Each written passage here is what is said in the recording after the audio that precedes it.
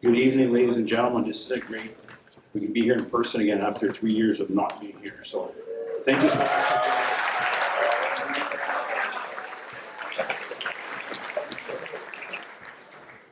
And even more important than being here tonight, what a great year to be a student athlete. Last year there were no teams or extracurricular activities. Now it's very hard on everybody. This year we had soccer and football teams, we had hockey, basketball, wrestling. We actually have a rugby game tomorrow at 4, so if you find yourself in the area of McGill, Golden State, the rugby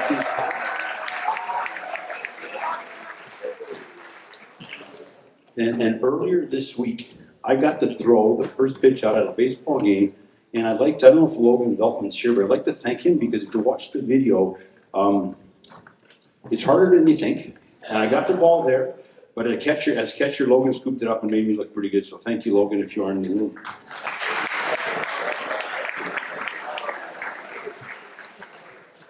I'm a big believer that kids need to play. They need to be doing stuff. And school is so much more than just academics. And I think especially at a boys' school, there may be nothing more important than our athletics program. I'd like to congratulate the outstanding athletics department who has really brought the program back with enthusiasm and excellence after its 1-year absence. And so without any further ado, I'm going to turn it over to, give me a great pleasure, to our fearless leader, our athletic director, Mr. Mike Morovich.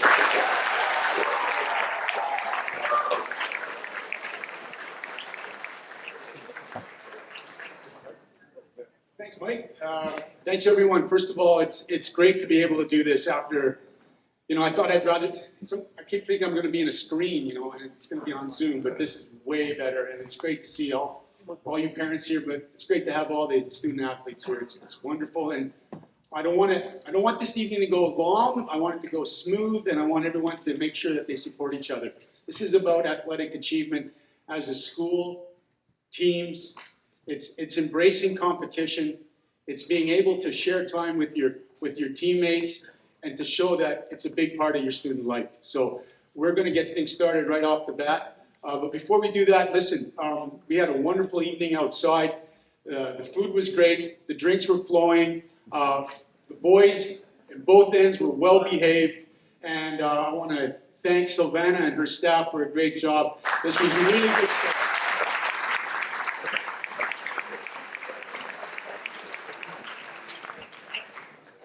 We're going to have a Hall of Fame presentation later in the evening, and I think that's really important as we celebrate a lot of our success over the years. But tonight we're going to start off with the fall season, and I'd like the cross-country coaches to come up.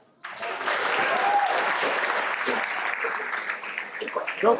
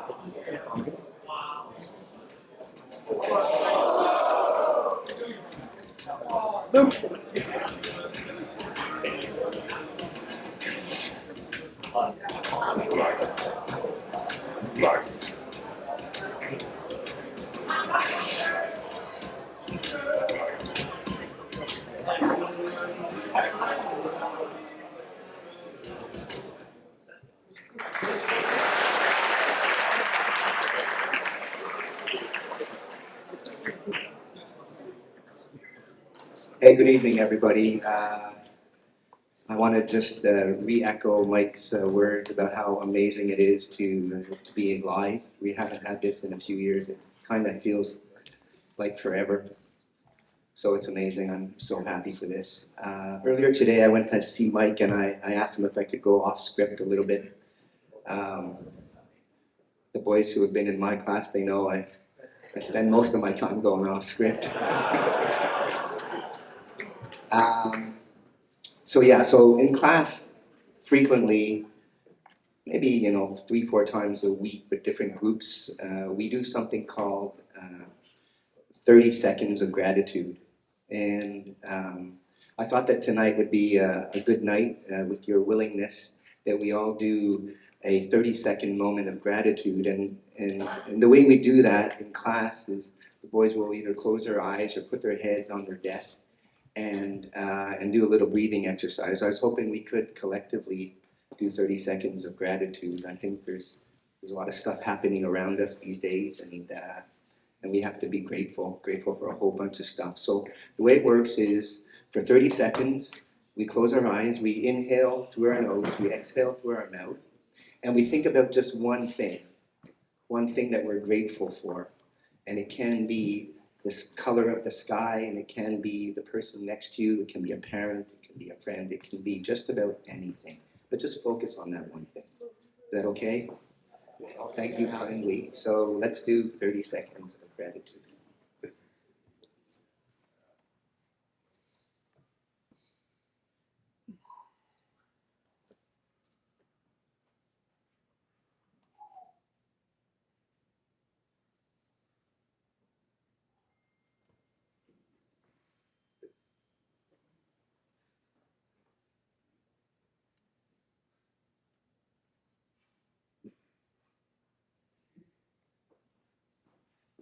Hey, thank you so much.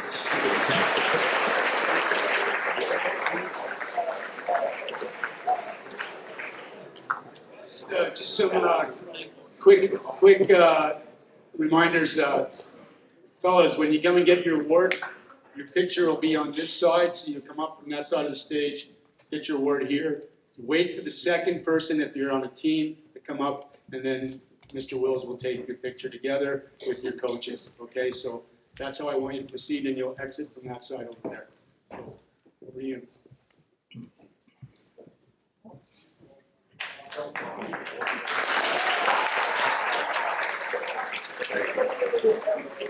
Hi guys, so most of you know that it's my first year here. I'm replacing Megan Dalton, and it's a pleasure and an honor to be teaching here. It's my first and last year here, so it's very bittersweet. Yeah, guys, thank you.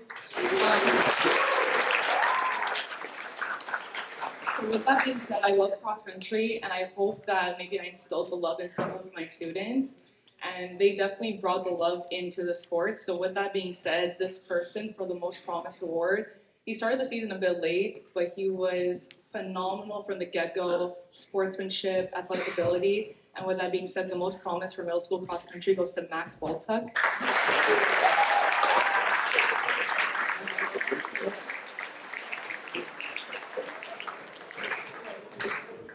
So hopefully he'll be here tomorrow. And the last award for middle school cross country is the most improved player.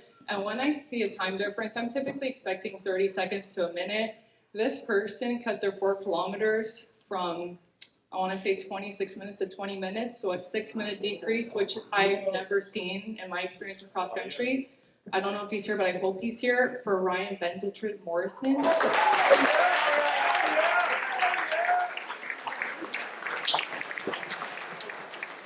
So they'll be receiving their awards tomorrow, but for the middle school cross country boys that are here, thank you for a great season, and I hope you continue in the future.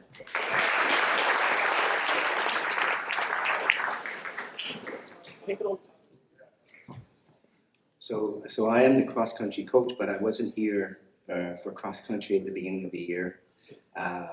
Nonetheless, I did have the pleasure of running with this gentleman here, the most improved player, the most improved runner this year in cross country has been awarded to Alex Daphniotis.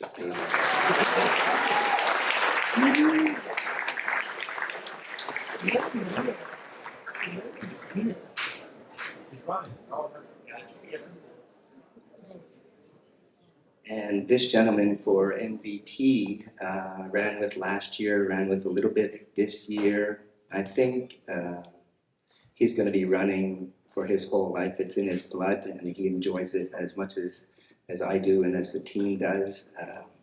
The award goes for MVP to Thomas Back. From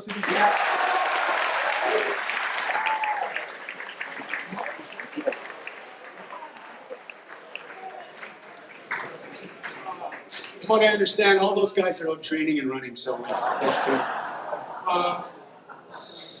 So in a positive example, the Colin Robertson is our rowing coach, and he's actually quite an accomplished rower. He came to us this year, and he's brought some life to the program. Like all good students, athletes that we know, he's actually doing his master's, and he's in class tonight. So I will be handling the fall rowing awards. So, and I know both these guys are excellent athletes who compete in several programs. But in the fall, they were outstanding on our rowing team. The most promised rower, Elliot Walter.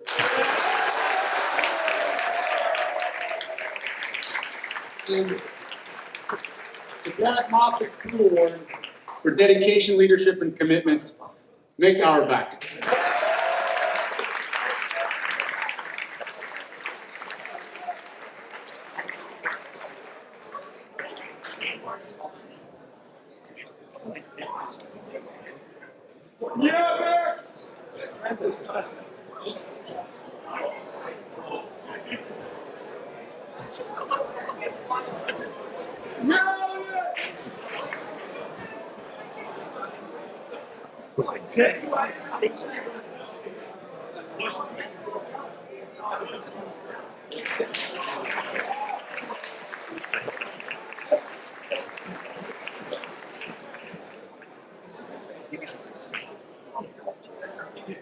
Golf, Mr. Boyle, followed by the soccer coaches, please, as well. Can I have all the soccer coaches come up as well?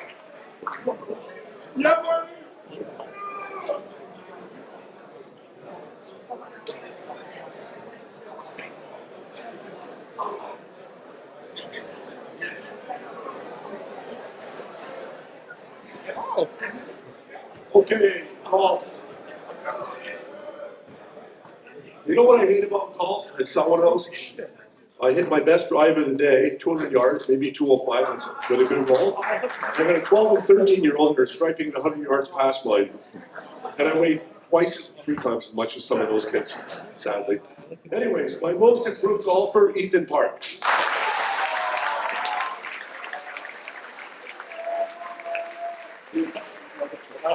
The next award, most promised, Ollie Robinson.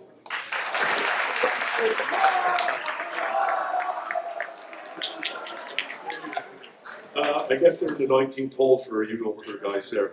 And my last award, the MVP, this guy here was second in the GMA championship. He's a single-digit handicap, but he's a scratch human being. Jacob Arbiter.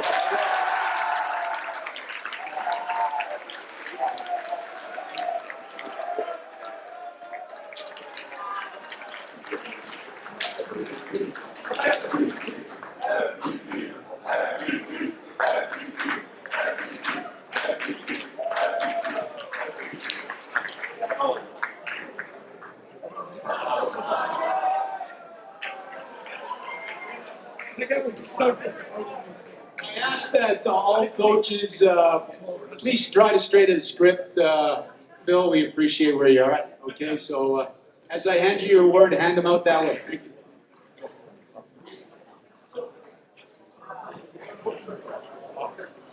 Thank you. Here I'm going to present for both bantam soccer teams this year. The bantam soccer teams are comprised of grade 7 and 8. I had the privilege of coaching Division 3 team, Team Black, and our other team is Division 4.2, which is Team Yellow. So we have 2 award winners for Team Black, and bear with me here. Antes de presentar los ganadores del Bantam Team Black, los ganadores de premios tienen algo en común. ¿Puedes ayudar pues? Así es, ambos hablo español, pero yo no.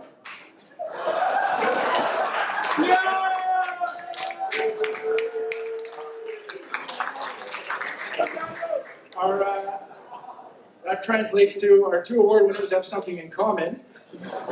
Guess what it is? Our most improved player is Matteo Novak, and our most valuable player is Augusto Liberatore.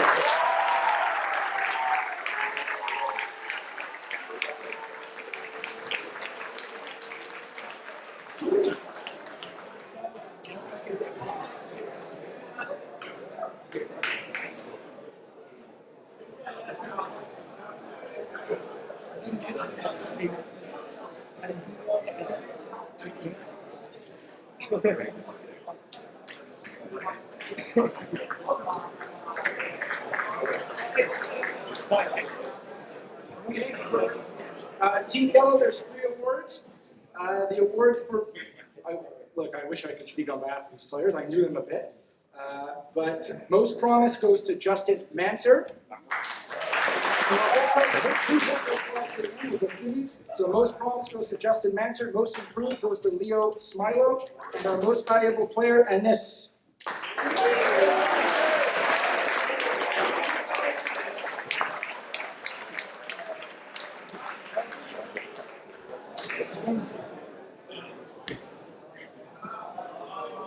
Good evening.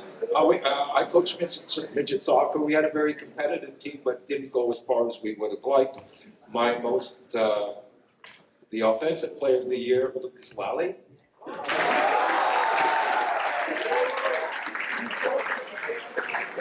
He's working on his left-footed kicking skills.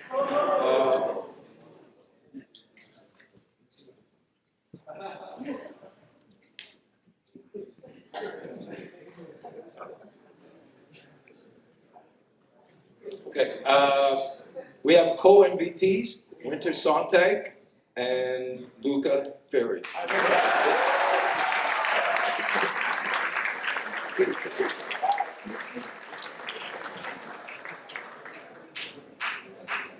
And our best defensive player, Benicio.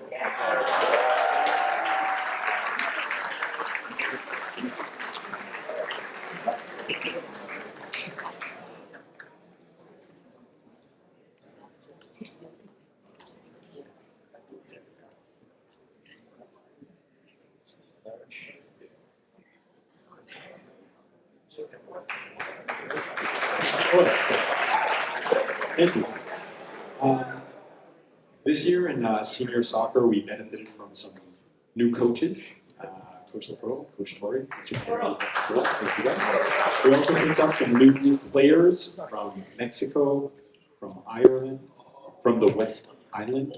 All the group bolstered our team. We had a very dedicated and enthusiastic group. We were undefeated in the regular season. We made it all the way to the championship game. It was a very successful season. Thank you guys. And next year, we're talking to the very top division that exists, which is called Division 3. Figure that one out. I don't understand the number system. And our award winners for soccer are. For his rock-solid and stoic but quiet efforts in the back line, Defensive Player of the Year, Aiden Frey.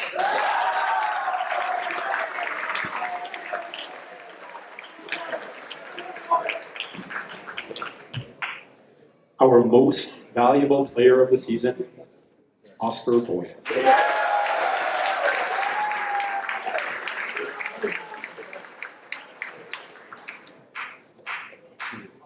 Our most improved player, Lucas Victor.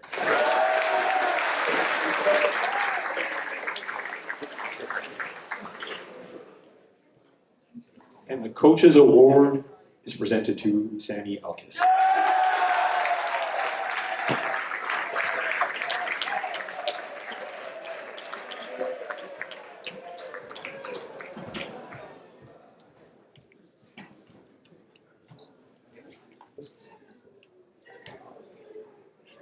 Yeah, Frey! Slick that hair back.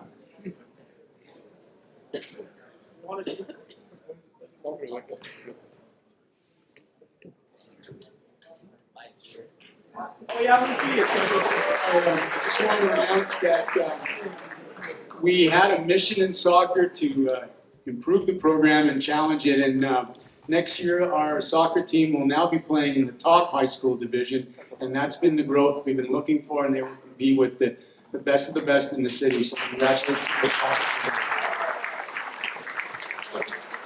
I'd like the football coaches to please come forward. Let's start with Peter football.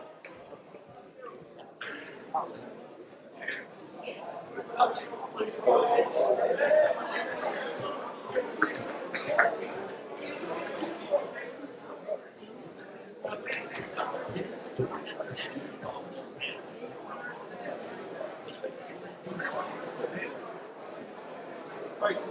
Good evening, everybody. Thanks for coming. So Pee Wee football this year had a great season. I had the honor of coaching the Pee Wee guys with a nice influx of players from our city program from Greenfield Park and LaSalle. My boys from the park, thanks for coming out. I'm here to present the most valuable player of the year. It was a hard pick because we had two guys that came in that made a huge difference when they were on the field. We were a better team. And those two guys are Jalen Chopra and Amani Hossein.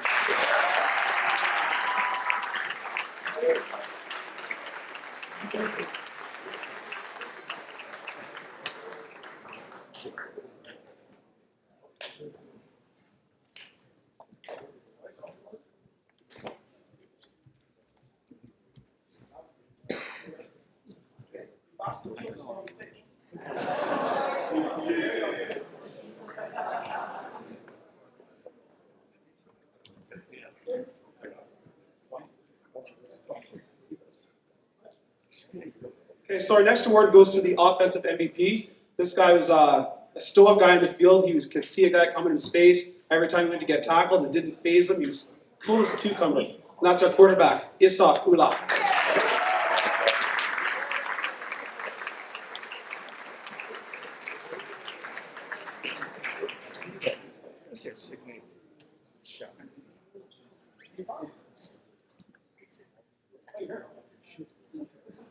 All right.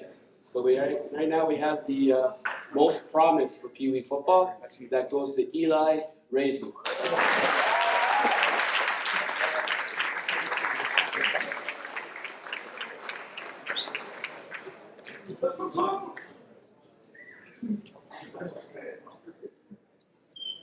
And next one, we got defensive MVP. This person, I see him in recess every time, trying to tackle people. So it's actually perfect. This year's defensive MVP is John Michael Valiante.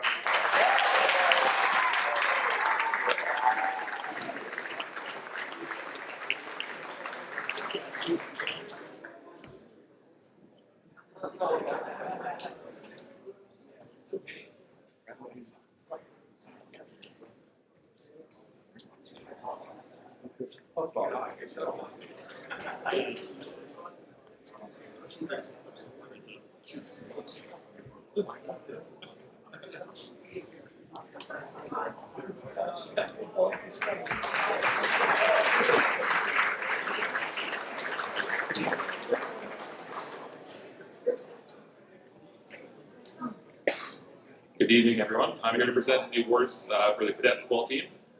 We had to overcome a lot of emotions this year. We had some injuries, we didn't win too many games, but we grew a lot as a team. And I think the guys that showed up there every day, we had a lot of fun. And it gives me great honor to get this award. This doesn't happen too often where the MVP is a lineman. I was a lineman myself when I was here at Solid House, and we don't get the recognition always. But when we are a huge impact, offensive, defensive on the team, and you show up every day to practice with a big smile on your face, you're happy to be there and you play well, you deserve it. So MVP for the Pee Wee team, sorry, for the cadet team is Bill Gosh.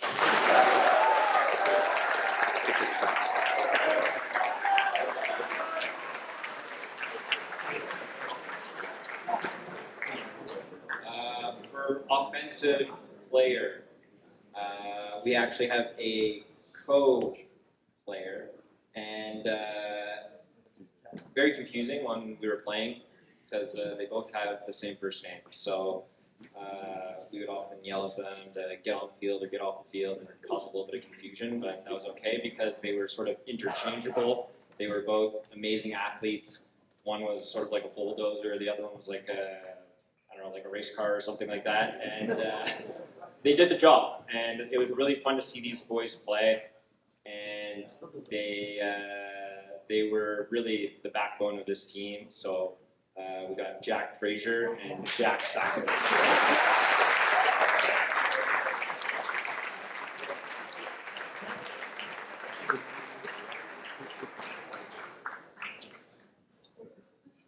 En défense, on va garder la même thématique. On va avoir deux gagnants.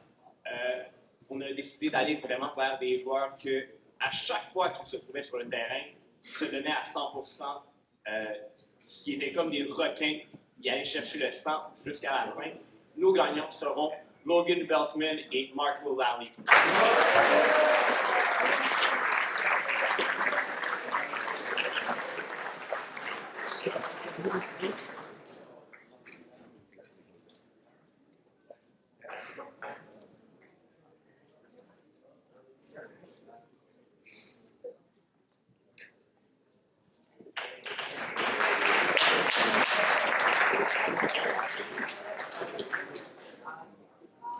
Senior football, junior football.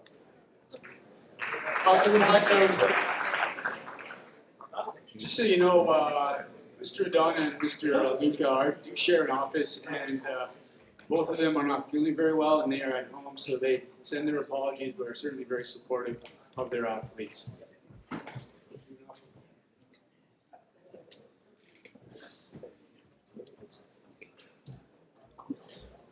As the eldest, certainly on the senior team, the eldest most coach, next to Mr. Boyle, I'm the old guy. I have the privilege of standing here instead of Mr. Luca. Of course, he sends his regards. I've coached here for a long, long time, and have coached with exactly 2 head coaches. One of them set the bar pretty high. We loved them, and the boys played with them, and some of our old boys are here, have played for him as well, played with him.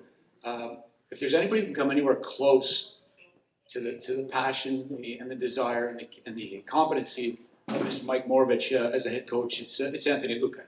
I mean, he's the real deal. The boys love him, coaches love him. He's competent, he's prepared, he's passionate, and boy, we have a lot of fun together. Anyway, right to it. One of those guys who has a lot of fun, and boy, we can't wait until he's out there next year because this year was a big deal.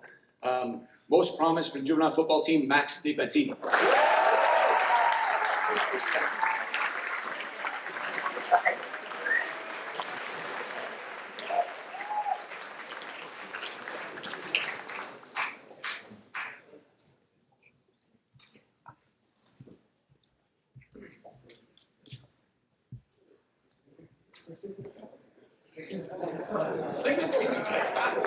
The next person, that was a hard one, because so how we play is we have an O-line and D-line that usually play both positions, so it's hard to decide which one to give, or maybe he gets both. I don't know, we'll see, we'll find out.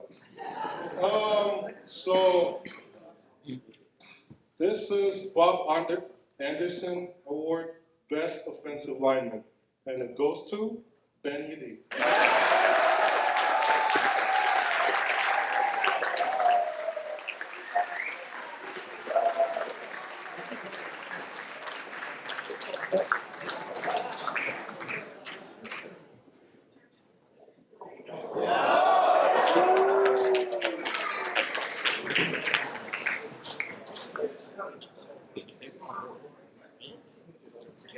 Bonsoir tout le monde. Alors, comme j'aime le dire, le football, c'est l'école de la vie et j'aimerais vous discuter aujourd'hui de 2 qualités qui ne manquent pas le talent. La première qualité, c'est l'adaptabilité. Alors, c'est un joueur qui était capable de s'adapter en tout temps. C'est un joueur qui est capable d'être le snapper, le holder et le kicker en même temps. C'est un joueur qui était capable d'être receveur et camp arrière au moment qu'on avait le plus besoin. Alors, j'aimerais nommer pour le premier prix du Coaches Award, Matt Anderson.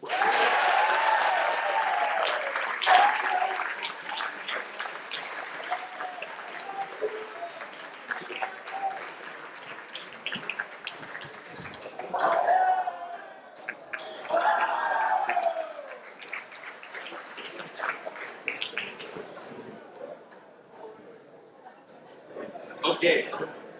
Alors, également pour le Coaches Award, j'aimerais parler de Rocky Balboa. Alors, vous connaissez bien l'acteur, donc il sait exactement de qui je parle. Alors, c'est un joueur qui a démontré la ténacité du début jusqu'à la fin. C'est un joueur qui est capable de prendre des coups et de toujours avancer. Et je sais qu'il va réussir dans la vie. Alors, j'aimerais nommer Jack Mickler.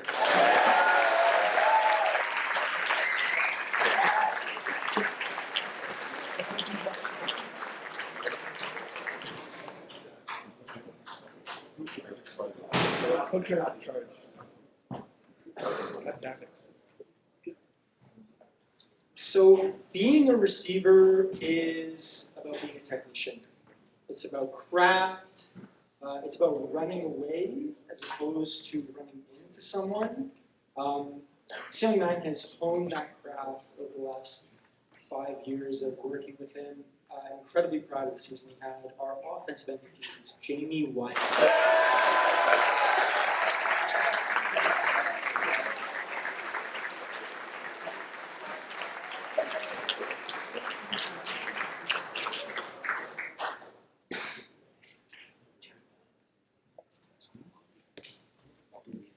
I guess I'm back. So now you guys will find out who's the other one. The defensive MVP, Rob Waring Award, goes to Matisse Bossou.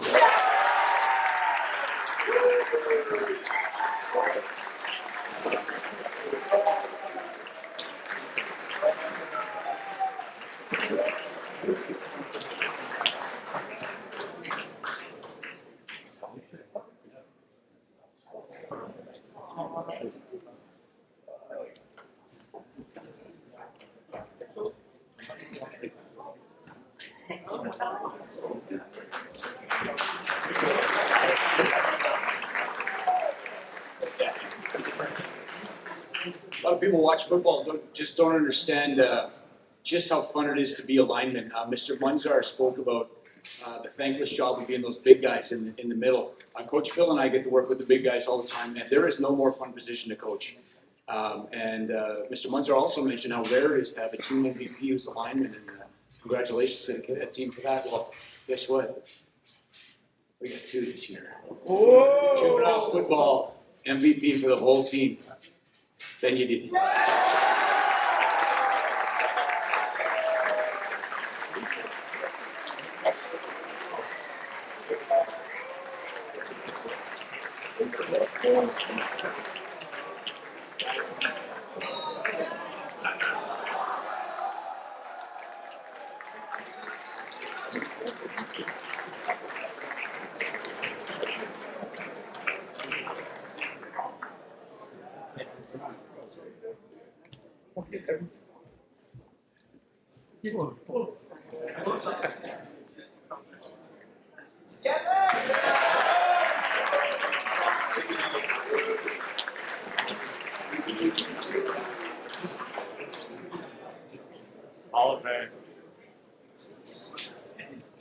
Several of our football athletes are still actually trying out for provincial teams and still in the hunt for a spot in Team Quebec. So congratulations to those guys. Congratulations to all our fall athletes. We are moving now to the winter, but before we get there, the screen, please continualize the screen.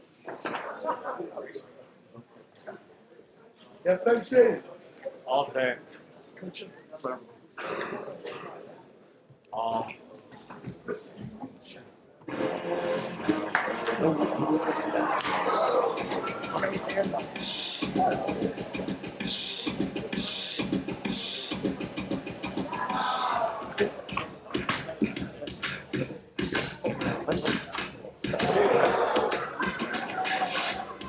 Yeah.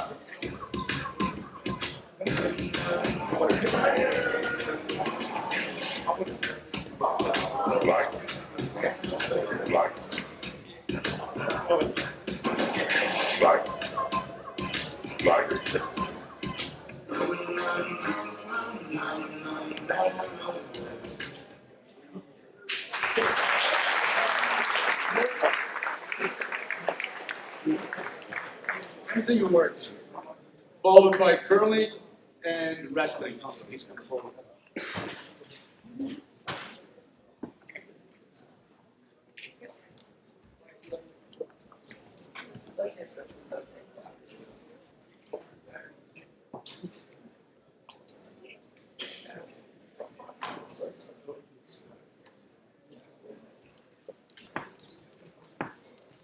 I'm not gonna lie, when Mike told me you're gonna coach fencing, I'm a yes man, so I just said yes. And the students knew that I didn't know much about the sport. I came here as a swimmer, and unfortunately there is no swimming team, but they said there's fencing, I said yes.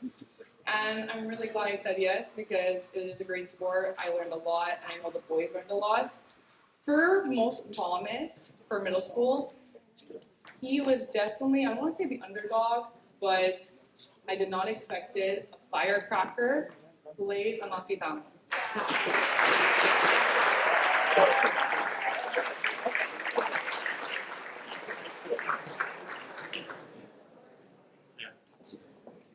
For most improved player, I know him in my science classroom, but he definitely improved throughout the year, Joseph Bridges.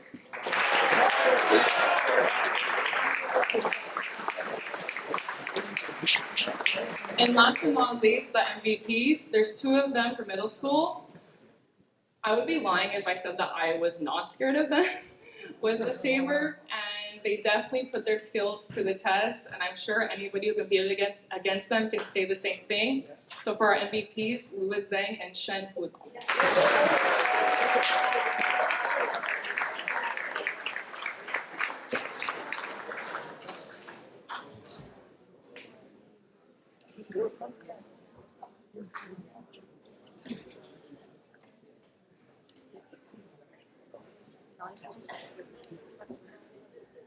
Okay.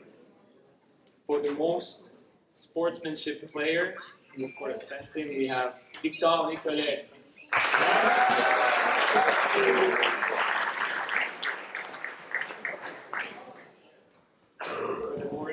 Also for the most sportsman player, James Sabat.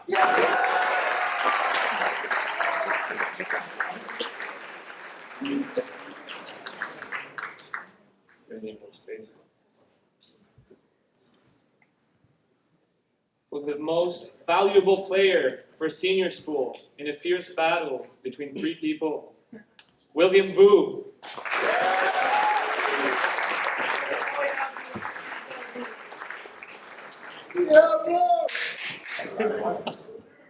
For senior school, the most exceptional player, and this is different from MVP, since exceptional is something else.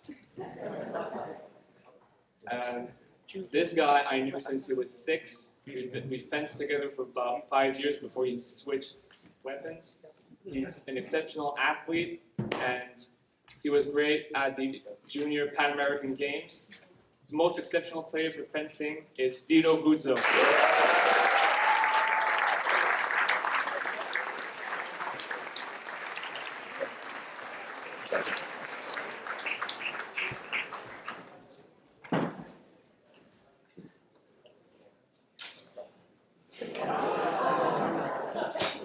I wanted to finish with this one because fencing is a sport that develops really late. And even though today they're not all with Guzzo on the national team, I have a lot of faith that it will be at some point. So for senior school fencing with most promise, we have Marc Gélina.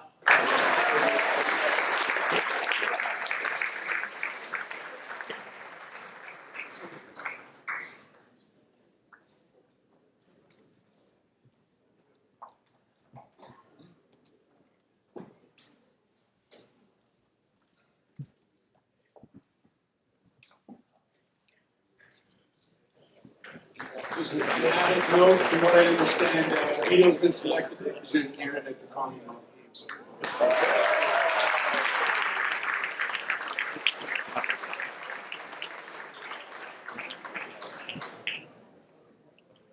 Curling? Oh, okay, I'm doing the curling. Very good. Okay. Curling is, so, listen. Pete's been here a few years, so I know curling's been around since Pete. So our program's definitely been in place for over 35 years, and I think it continues to grow, and it still runs out of the Royal Montreal Curling Club. This year's most improved curler is Jacob Kondo.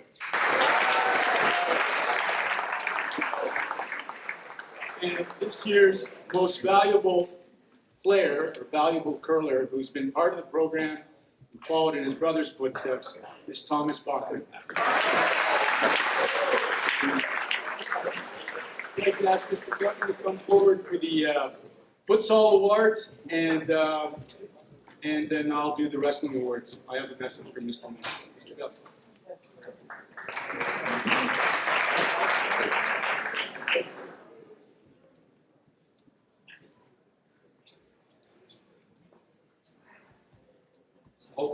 First of all, our futsal team, as midgets, we played in the juvenile section because we didn't have enough midget teams. So the future is promising, particularly if this guy comes back. Coach's award goes to Orag Das.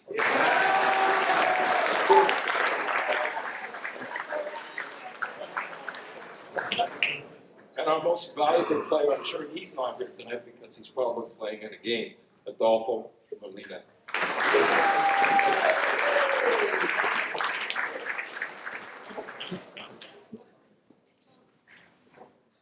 All right, I got a message from Mr. Moore. Mr. Moore's at the Canadian Championships, and he's coaching there and representing Quebec. I think he's the Quebec delegate.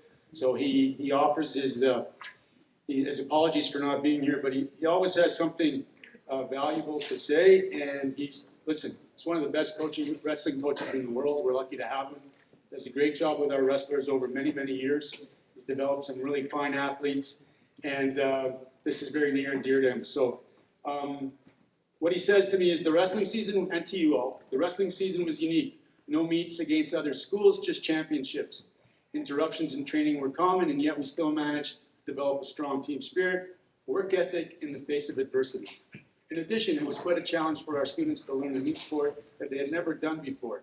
As you know, the combat sports such as wrestling and karate and those sports did suffer greatly through COVID, obviously, and the regrouping of our team was fantastic this year. These are my comments. In this rebuilding year, the most important attribute for our student athletes were perseverance, commitment, and hard work. All right, and he says right here, I'm just going to wait on these comments because, oh no, it falls right into that right now. And our MVP, Thomas Finn, embodied these essential attributes.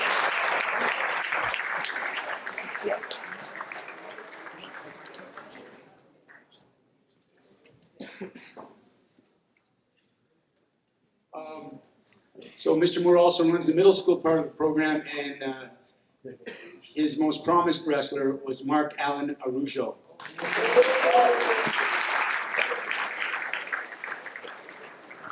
New to wrestling and a powerhouse athlete who always makes a difference, the most improved wrestler, Nate Middleman.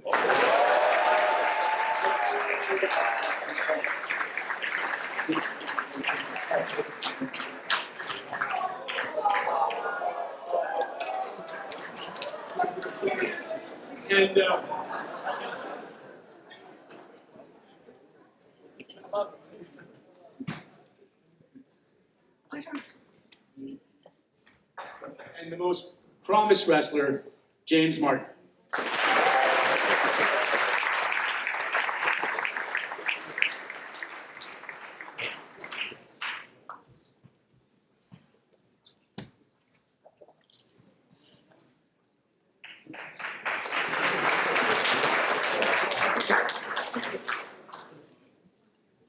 All right, basketball coaches, all levels, please come forward.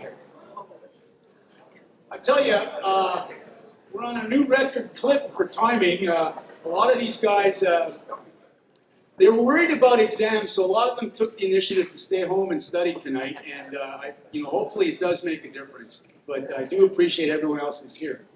Basketball, let's start off with the badminton team.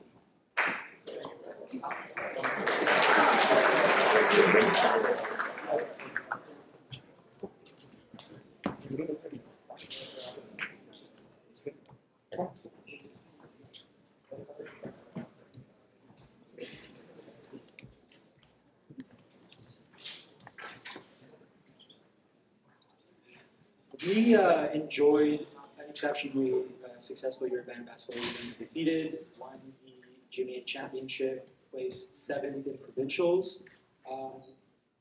Ultimately, this was the work of a collective, incredibly strong, one from 1 to 13. Getting the signal from Mr. Schubert.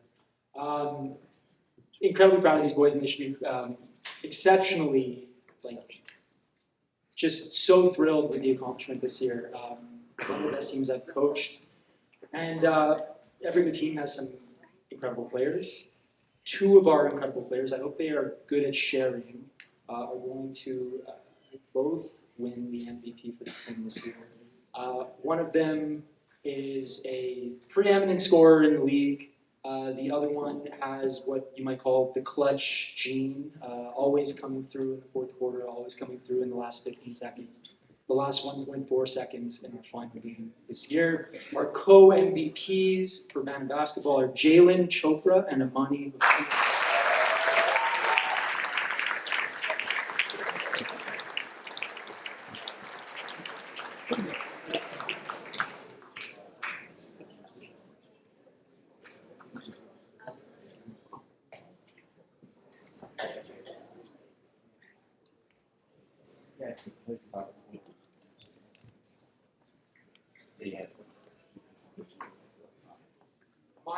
My co-coach is Mr. Matadona. Unfortunately, as was mentioned before, he couldn't be here tonight. But he would have loved to have given this award because he is certainly a jump shooter, has always prided himself in a fluid jump shot. This player, I would argue, perhaps has the most fluid jump shot in our school. Hopefully he continues to develop that with hard work over the summer and 1,000 shots a day. That's what I'm asking. Our MVP of offense, Izzy Ula.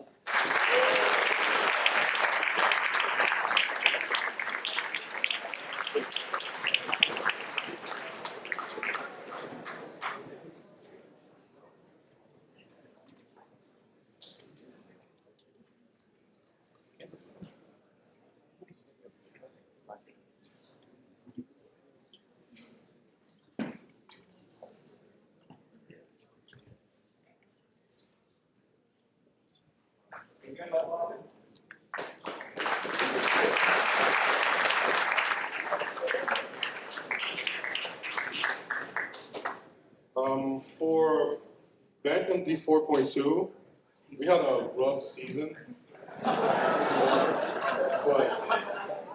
But the good thing though is even though it was rough, kids tried hard, like really hard. At some point, we had to move up a division because our D3 team was competing in their provincial or something. Oh no, they had an important game. That's what it was.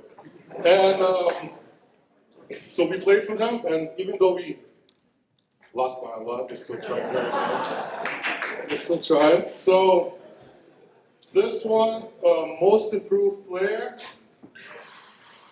That was an easy one for me to give because that guy asked me after practice what to work on. He would message me up on weekends on email what to do, how to help him. So this one goes to Ethan Park.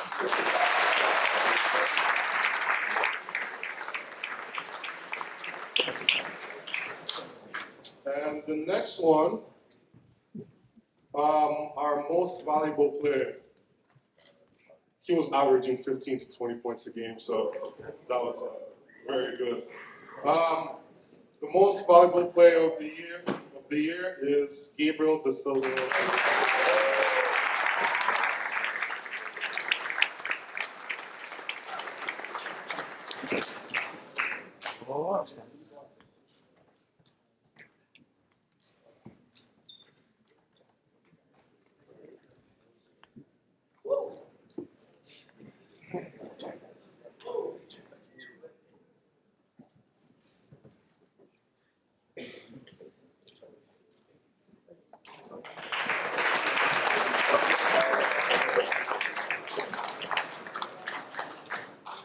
We had a jarring season. It's all right, guys. We're a go. Yes, we can play. Nope, lockdown. Okay, we're good to go. And then that Christmas lockdown came, and I didn't see it coming, and it's momentum killer. And then go again. And we didn't do what we wanted to do. We were missing a few key pieces of the puzzle, but the boys brought the fight. And that's what I'll remember most about this midget group, is that they were scrappy. We were scrappy, and had fun doing it. So we're gonna give the awards now, and Coach Munzar is gonna do the most improved award. Sorry about that. It was supposed to be valuable player first. There's a switch, but we're good. So most improved player. The first thing you'll notice about this kid is, holy cow, this kid's huge. Biggest gradient kid I've ever seen in my life. But what won him this award is he learned how to use it. And that's a hard thing to do when you grow fast and you're not the most coordinated to begin with. But man, this kid's learned how to play basketball. And I can't wait to see how he does next year and so on. And he actually took the record from my coaching partner over here for earliest student that's on us at Dunkel basketball. So without further ado, most improved player, Matthew Tasker.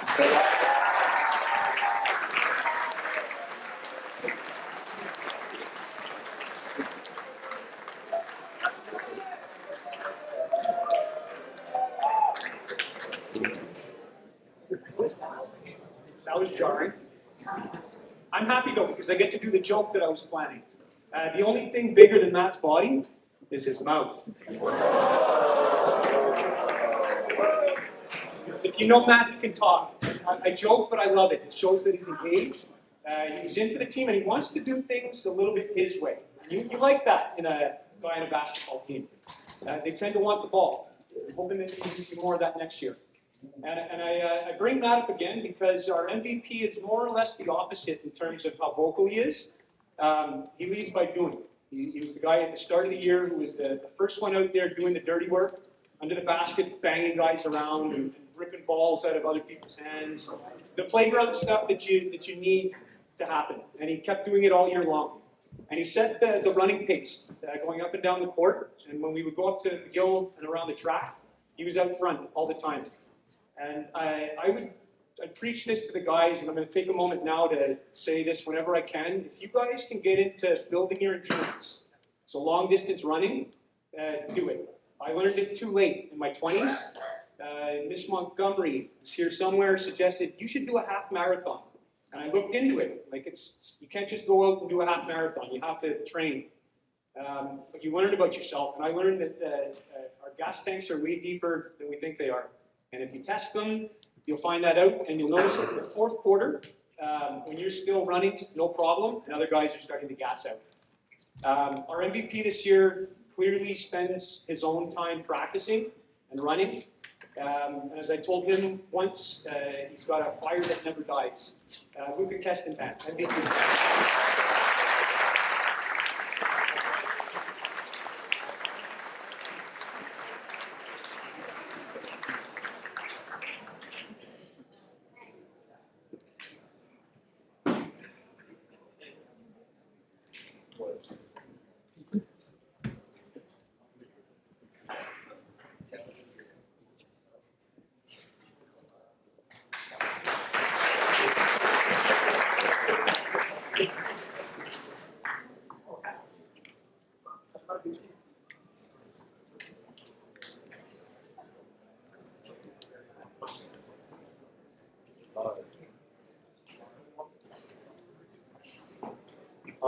Next, for midget basketball D4.2,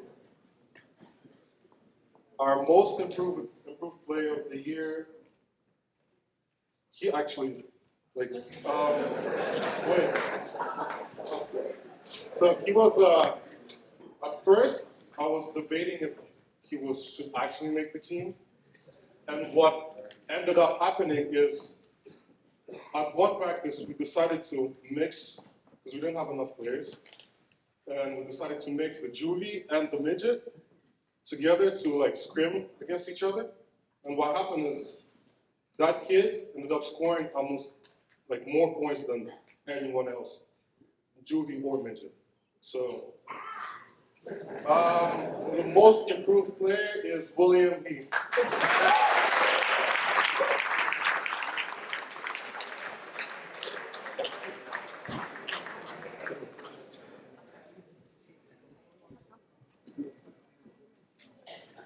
The next one is most valuable player. That is someone who tried very hard in game, in practice, who would always get mad he would get mad, but not in a bad way. He would try to always encourage his teammates, and he would get mad at himself for not doing great. And he always tried to do his best to help his teammates. So the most valuable player is Yanni Kalavetsa.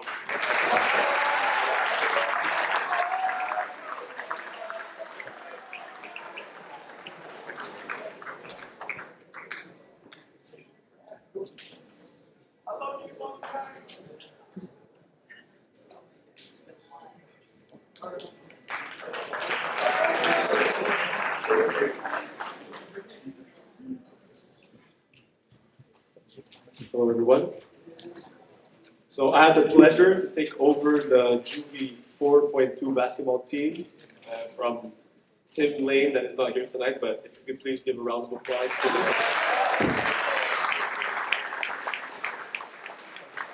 He truly is the foundation of this team. He showed me the ropes when I replaced him on how to go about it. And I had a lot of fun practicing with the kids. I even played with them during practice. We had lots of fun learning together how to play as a team.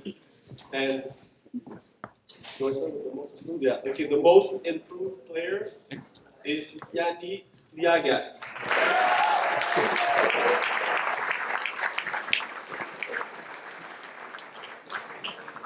And our MVP that exemplified the team spirit that I was trying to invite onto the kids.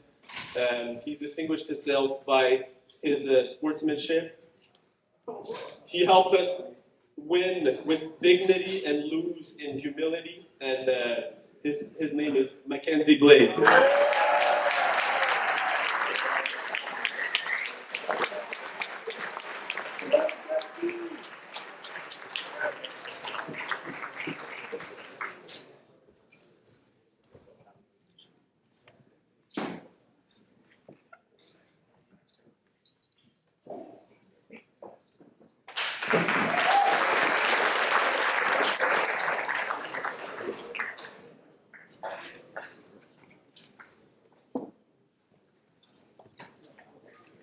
So first of all, I'm tremendously grateful to all of our basketball players. In case you can't tell, there's a lot of us, and it's not everybody's primary sport. We actually run the most teams in the school. We have 2 5-6 teams, 2 grade 7 teams, 2 midget teams, and 2 juvenile teams. As Kevin highlighted earlier, it's a challenging season to play. The winter season this year went from like late October until mid-April, between 2 stoppages in the middle. So I think for our coaches and our athletes, their ability to persevere and deal with those challenges is to be commended. So I'd like to congratulate everybody that participated in all of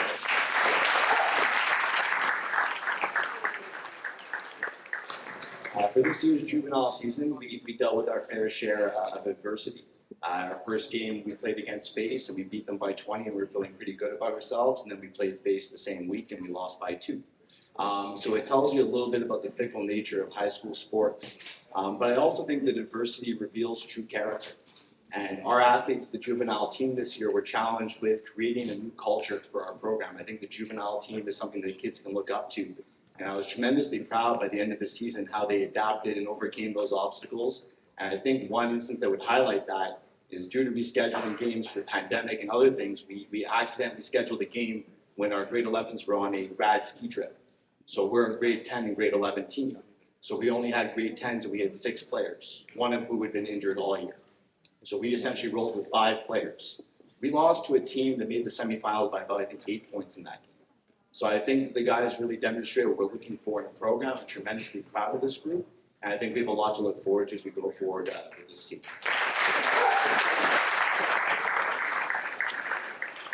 So our most improved player this year is somebody that just gets sports. I think all of his coaches from the other sports would say the same thing.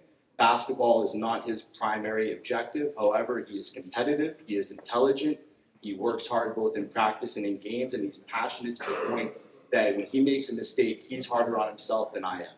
So most improved, Lucas Victor.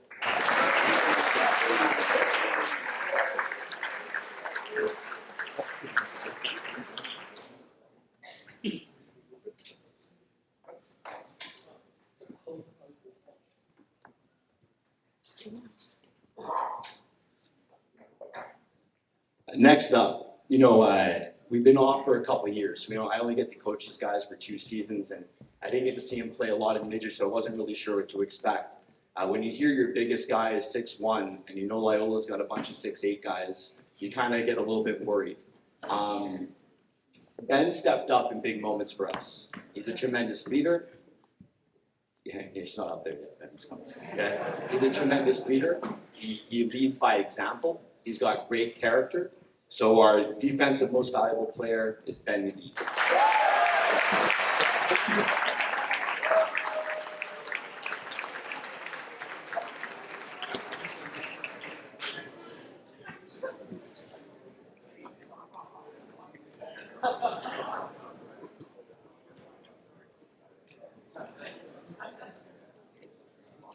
We'll call him 6'5", and we'll call the difference. So our MVP this year is a tremendous athlete. So obviously when you look at athletic natural ability, he stands out. More importantly for me, I think he's a tremendous teammate. He keeps everybody involved. He makes sure people get the ball. He makes sure the guys don't get too down on himself. And when he decides he wants to take over, I don't think there's a person in the city that can stay in front of him. And I think his future is quite bright for basketball. This award is named after my predecessor, Alfie Pauletti, who coached at the school for 30 years. Yeah.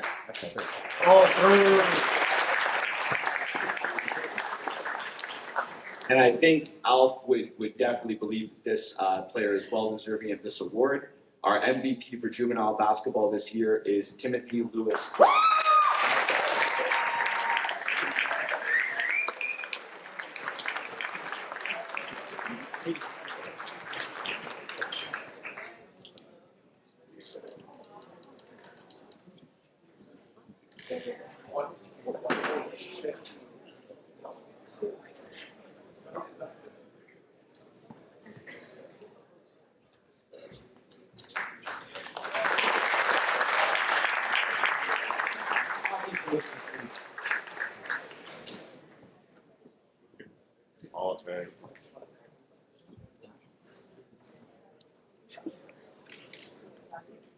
I'd ask Mr. LaPearl to come forward to hand out the Pee Wee Hockey Awards. So I'm gonna cut right to the chase because a lot of people have seen the change if you've been to the arena. For 2.5 years, the athletic coordinator in our department has also been coaching hockey. He's a phenomenal hockey coach, and he's done a great job with the Pee Wee hockey team. That's Carl Benoit. Carl has, well, as Mr. Downey and I discussed, Carl has gotten a promotion.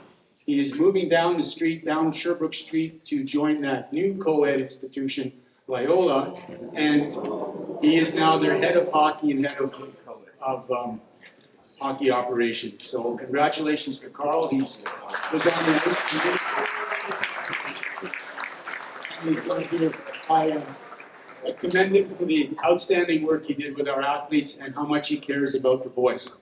And I know he'll do a great job and be an adversary on the ice, but a colleague in how to deal with athletes and how to make them better and how to make relationships amongst the two schools always better. So again, congratulations to Carl. Off to the Pee Wee Hockey Awards. Mr. Gubiani, the other coach on the team, is also in the master's program and doing his class tonight, so he can't be here. So, most improved hockey player, and I watched these guys at the beginning of the year, and he definitely was a lot better and a very effective player at the end of the year. Most improved player at the Pee Wee level, Samuel Parkin.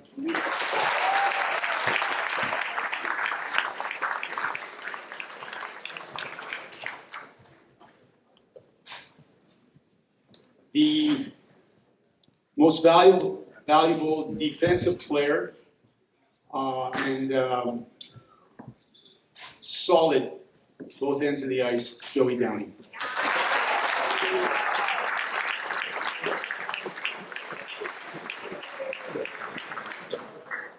And if you get a chance to watch this young man play hockey, I think I've saw several games at the end of the year. He's one of the top 5 players in that Pee Wee League, and he's a selling house player.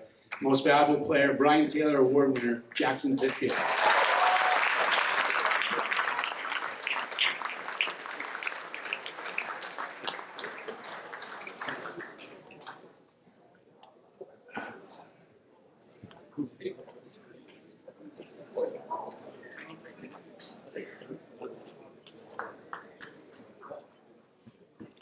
Bantam Hockey. Let me get the order for you here. Sorry.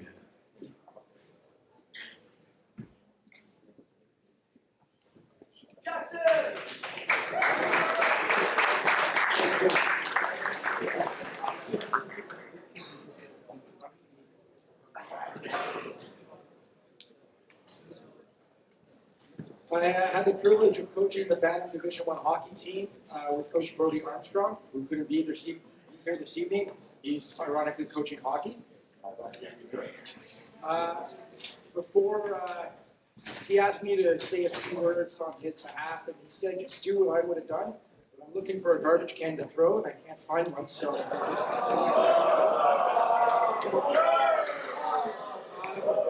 I just want to echo something that we said to the boys. We were so astounded by their ability, their commitment, their parents' commitment.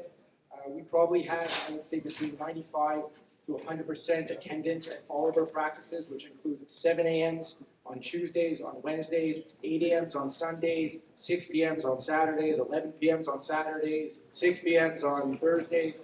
And everybody was there, fully driven, on time, full equipment, full gear. Sometimes things missing, but we were just astounded by this group of young men and the commitment of their families, because it takes the whole household, the whole community to be successful. To announce our award winners, we have 3 awards to present tonight. The first one is the Most Promise. Most Promise. This young man plays a 200-foot game. We're impressed with everything he does. We're really looking forward to what he can do next year at the juvenile level. Most Promise goes to Pasquale Presti.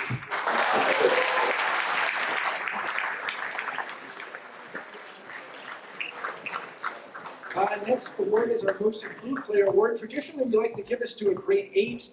We had 1 grade 8 on the team this year, but deservingly, he really deserved this award. From start to finish, he showed probably the most improvement of everyone on the team, not only in how much he grew, but also in how he played. This one goes to Aaron Beckerley.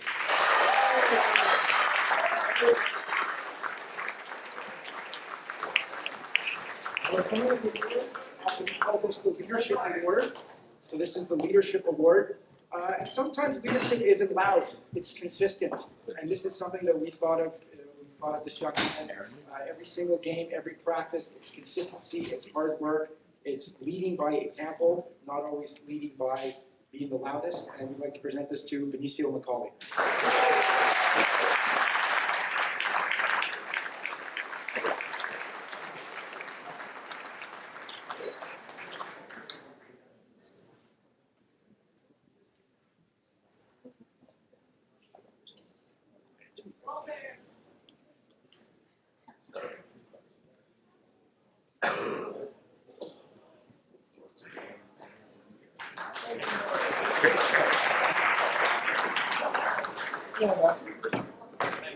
To start off, I would like to say I did get the memo. I was supposed to bring a jacket. None of them fit. So either my training program's working or it's my diet. So I think it's my diet. So I'll lose some weight for next year. All right, so for Bantam D3 hockey, as a coach, we always strive to have a perfect record. We had a perfect record. Unfortunately, it was flip-flop. We did not get a W this year, but we definitely won with laughs and just good fun. Hockey's about being in the room with the guys, talking, joking, just as much as playing on the ice. So anyhow, to get started, most valuable player. This player was actually one of the best players on the ice in any of the games for either team. He's pound for pound, probably one of the stronger guys in grade 9. He is Owen Kugler.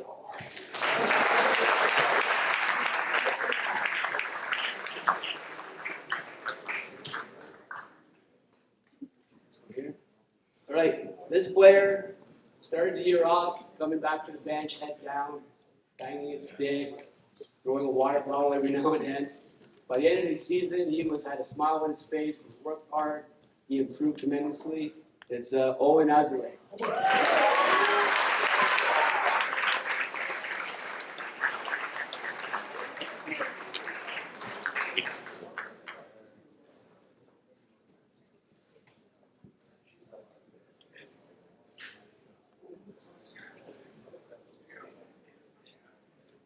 All right, for this award, I am a former Selwyn House goalie father. He graduated last year.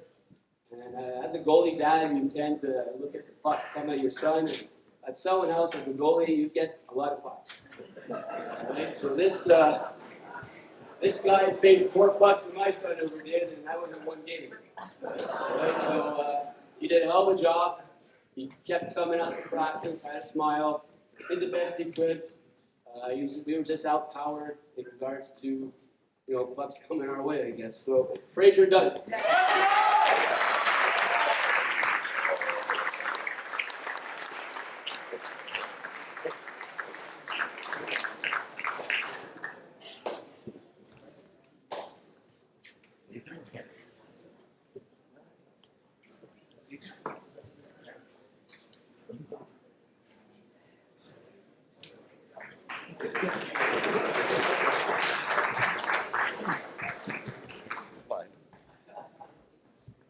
This is a team I actually did coach, and I was very fortunate to coach it with my colleague and first-time hockey coach at Selwyn House, Mr. Neil Banerjee. I think Neil will speak a little more to this, but what we call the JV team, the D3 juvie team. You know what? I've coached hockey for many, many years, but this was a lot of fun. The guys were tremendous to coach. They were always upbeat. We didn't have a lot of wins. We still got in the playoffs. I like the way they reformatted after 2 COVID breaks. But you know what? We were close. We thought we could win every game, and the heart and soul always shone through on the ice with these guys. It was just a pleasure to coach hockey with this group and with Neil. And I want to thank Tom Downey and Mike Downey for jumping in, because there were some times in November where I had some family stuff going on, so they jumped in and took my place, so I appreciate that, guys.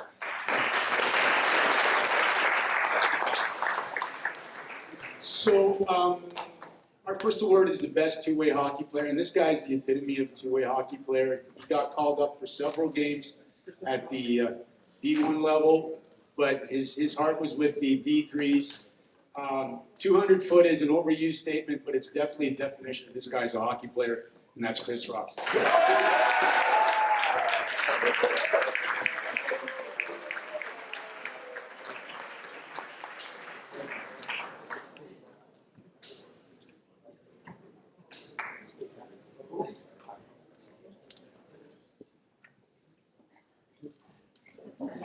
I was responsible for the defense, and I love the core group I had back there. But this one guy, he killed penalties, was on the power play, had a great shot, got better. His skating really got better. He became a dominant force on the ice. Our number 1 D, Cole Bunnell.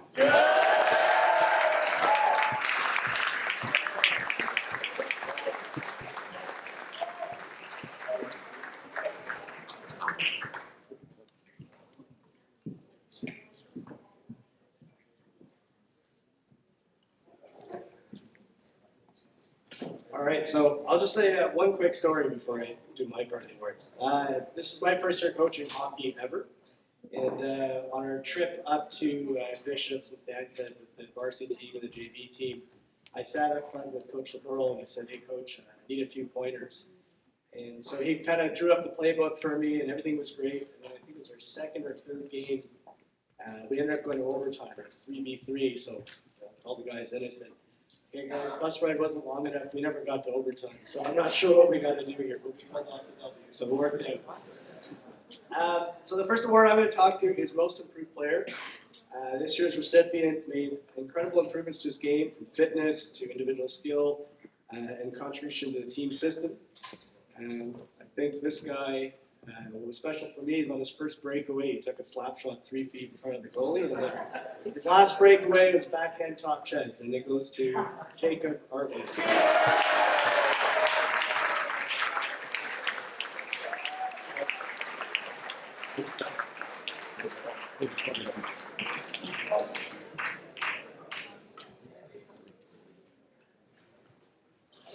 And the last award, the most valuable player. The award recipient was determined to compete no matter the opponent, game situation, or the resulting scoreboard.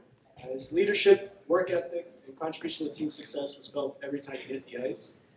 Also, this was notably a guy that he's the only member of the team to pull off the Gordon Bombay's triple D from the Mighty Ducks, Sammy Elker.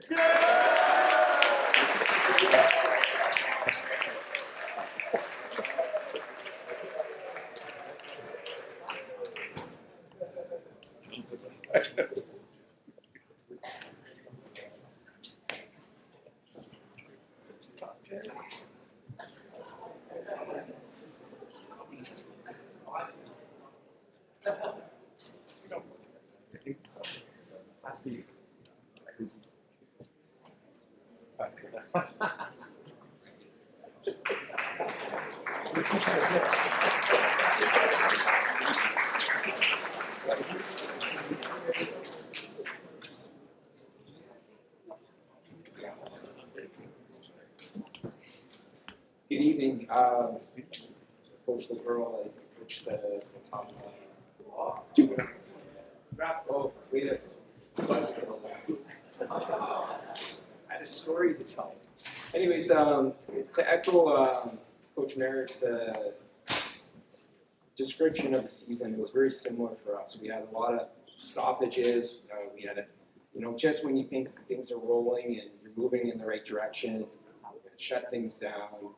Things were changed. But the one thing that was common with this group of young men is that they were resilient and they stuck together. And it was a really nice group of boys that came together when it really mattered.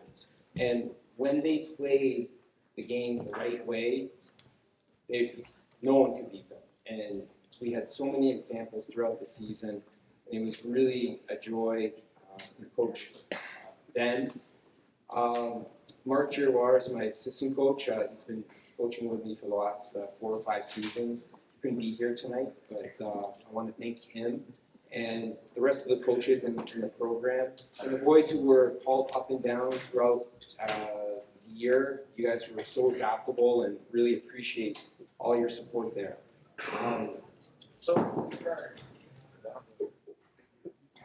Josh. First of all, when we were doing our tryouts, I brought Josh into the office and I said, listen, you're going to start on the second team. We may call you up. I'm not really sure what's going to happen with you. And then he just kept asking a lot of questions. He worked really hard and he did everything right. And at the end, he was a top 6 forward for us when it really mattered. So the most improved player for this year is Justin.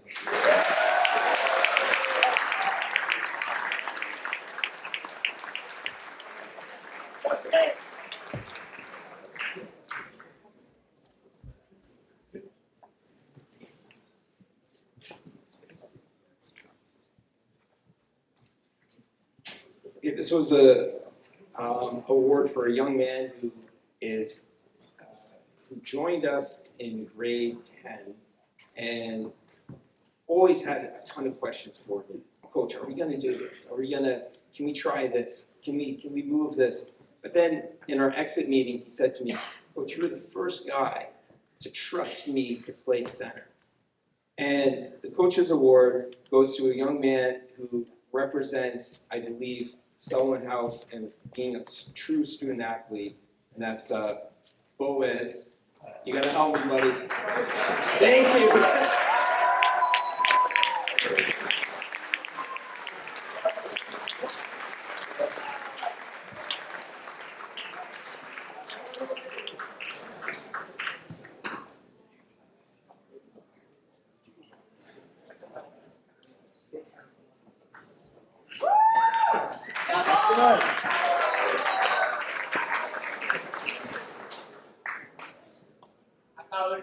Okay, so top forward, and this award goes to a young man who made a difference in every game all the time.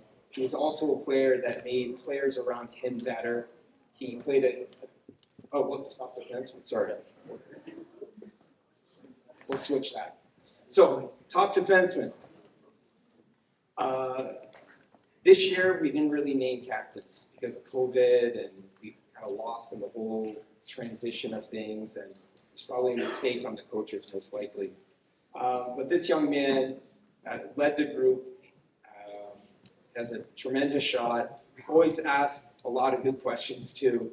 We'll miss him. And he told me that he had an exhibition game not too long ago because he's going to LCC next year. And he said, I had the toughest time putting on that Lions jersey. But we'll miss him. Our top defenseman, Mikael Arbak.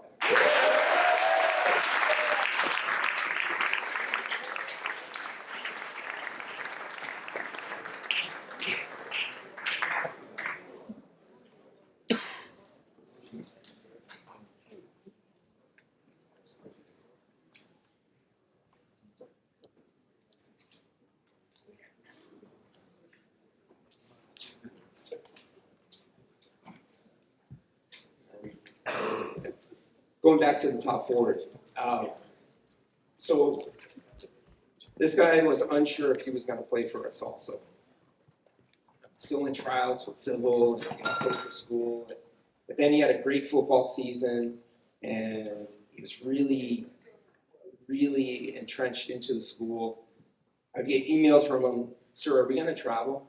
Sir, what are we doing on the power play? Sir, do you think we should be playing with this guy? And I would just say, Michael, thank you for the feedback. We'll consider it. So our top forward this year is Michael Paxton.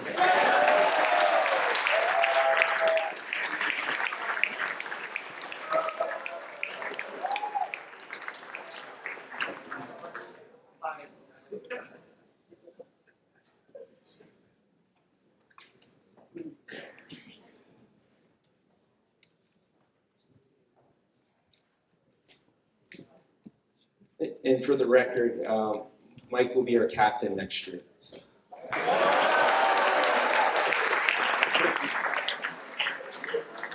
You got ahead of the curve. So our MVP, our most valuable player, what can I say about this young man? He was our rock. But we have a tradition with our team, and we would do our starting lineup. The guys would start banging on their quads and clapping as I'm announcing the starting lineup. But as the year went on, I said to them, you know what, this is your team. This is me doing it all the time. So I started handing the torch off to the guys to do the starting lineup.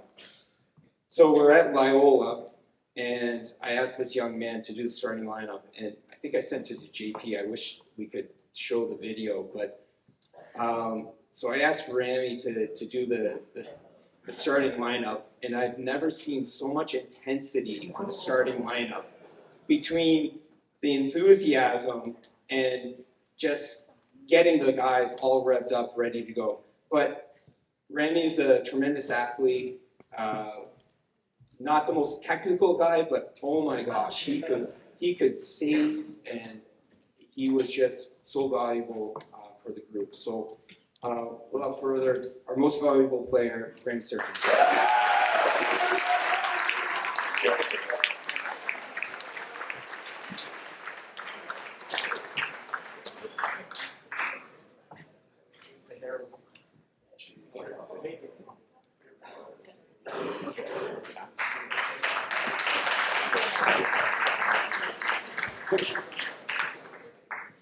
Just so you know, as they're taking their picture, our basketball program and our hockey programs run concurrently throughout the year. And so when the boys who play those two sports are also still playing their other sports in each term. But on their off days, they're often asked to go to the rink or to the gym to work on their winter sport. The coaches who run those programs, Mr. Merritt and Mr. LaPearl, organize a full year of activity. And this year, I'm happy to announce that, again, we're going to have a summer of skill development in both sports. 3 days a week this summer for basketball at Selwyn House all summer long, and 3 days a week on the ice. So congratulations to the students on those programs who actually, work all year long on their skill level as part of the Selwyn House commitment. So if you're thinking at all about city hockey or city basketball, the right place is school. Thank you. I'll ask you to look at the screen as we're going to get ready for the spring.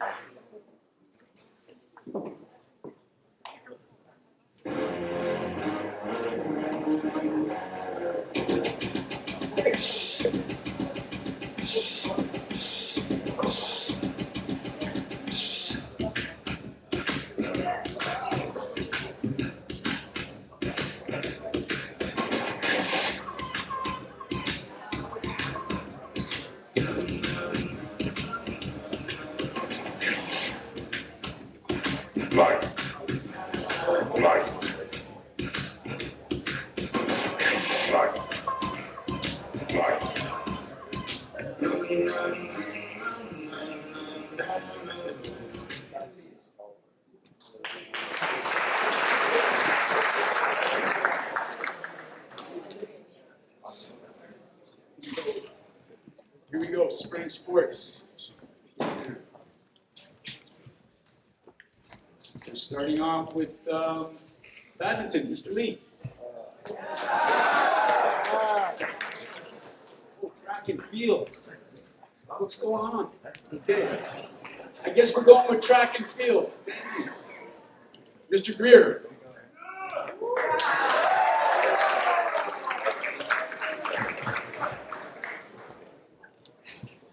Coach Still.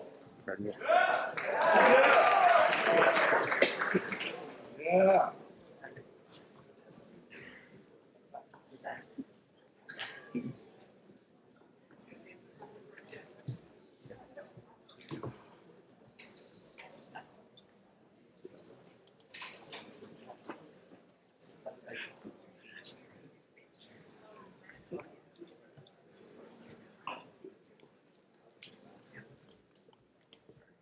We have 2 awards for track and field. We had a very short season this year because the winter.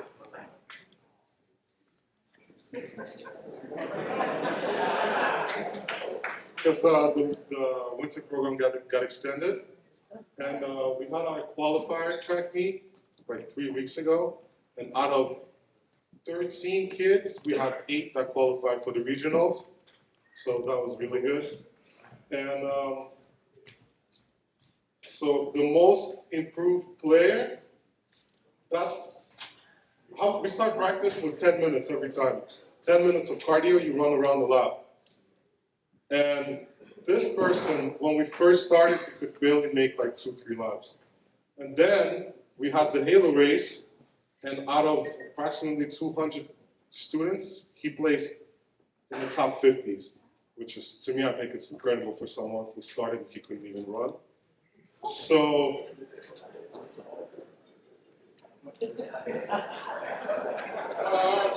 the most improved player this year is John Michael Valiente.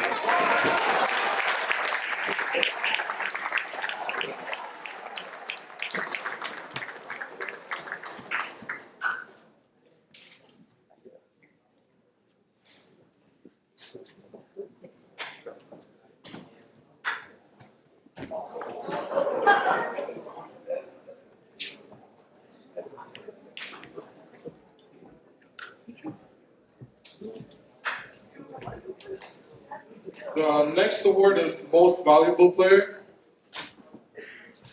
This one is someone who did literally every single event that we could sign up him for. He did 80 meters, 150, high jump, long jump. So, yeah. The most valuable player this year is Amani Hossein.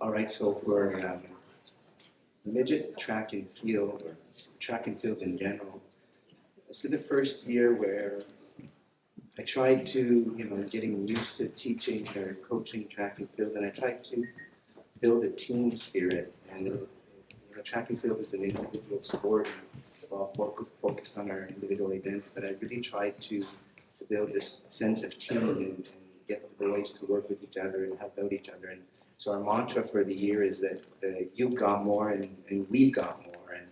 And it worked well. We had a lot of fun, worked hard. And these two boys here that I have in my hand, I'm giving them the award for most promise, is Adam Frieden, most promise, and Marcus Susani.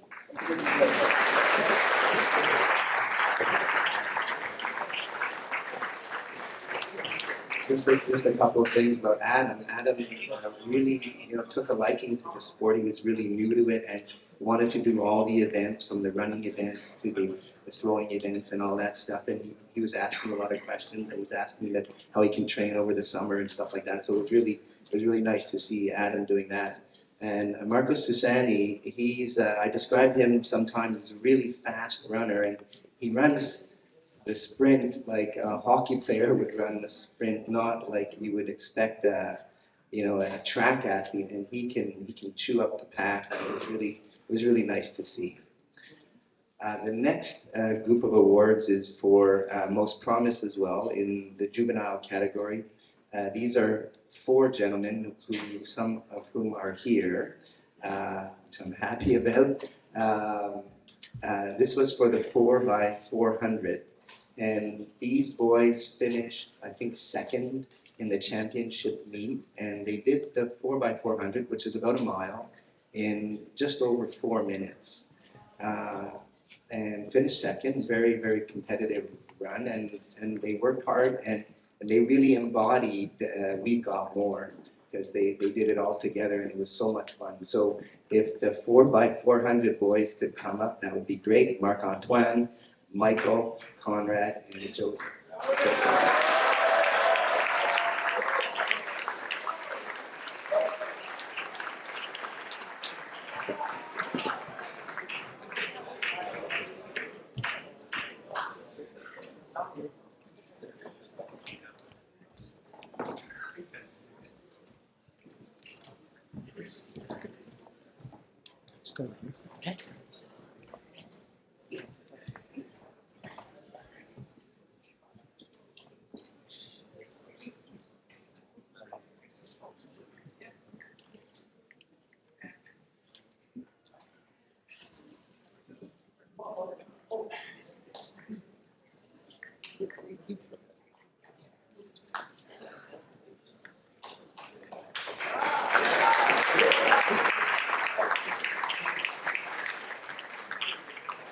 So we have one more award for the MVP track and field.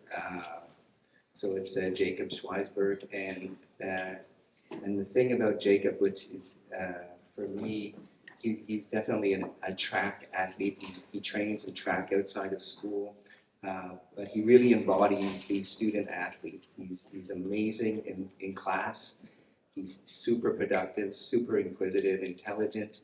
And on the track, he's dedicated, and he's coaching the other players and the other runners, and he's really helping out a lot. So it's a great pleasure for me to give the award of MVP to Jacob Schweisberg.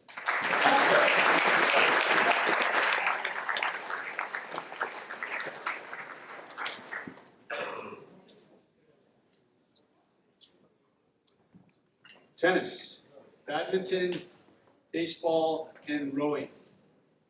Please come forward. Start off with the tennis awards, the coaches awards.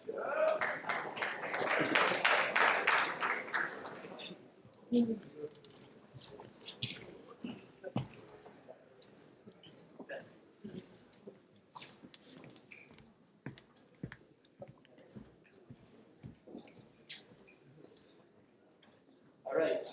I'm sure when you look at me, you think tennis.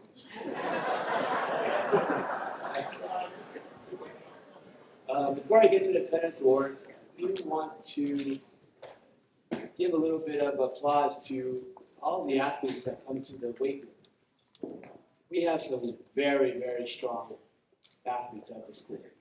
Like they're breaking records that when I played university football, guys weren't even with me. So you got grade 10s, grade 11s, even grade 9s, really putting the time in the gym. That's my hats off to you guys, because you guys in school, sports, are really good. Very, very good. So our tennis team this year, well, we did the best we could with limited court time due to the weather and the extended season of the winter season. But we still had a good time. At the GMAA championships, we took 3 of the 6 championships, three of the 6 awards. So that was very, very impressive. These young men here did exceptionally well as well. Let me see if there's nothing up here. All right, so Coach's Award for the midget category, I think there's 2 of them here. We have Taryn Mizrahi and Fraser Dunn.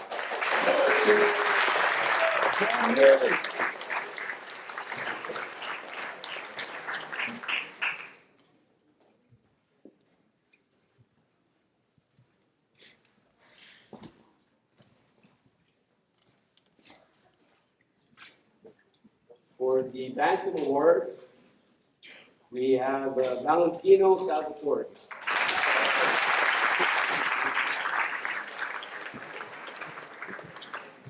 And for the Juvenile Award, we have Aiden Mizrahi.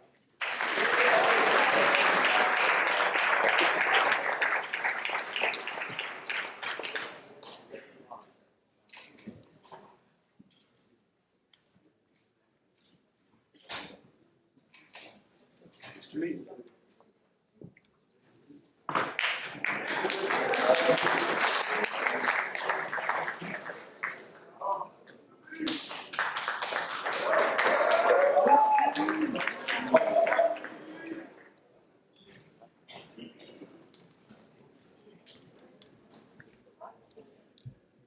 Good evening, everyone.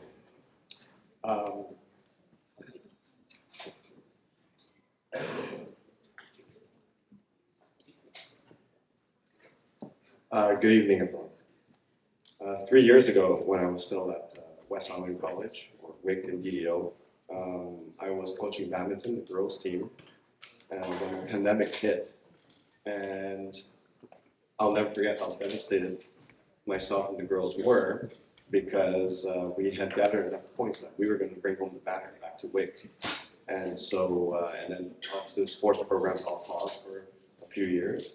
And this is my first year at Selwyn, and when I found out that I was going to be doing competitive badminton here, I thought of it as a chance to try and bring the banner back home here.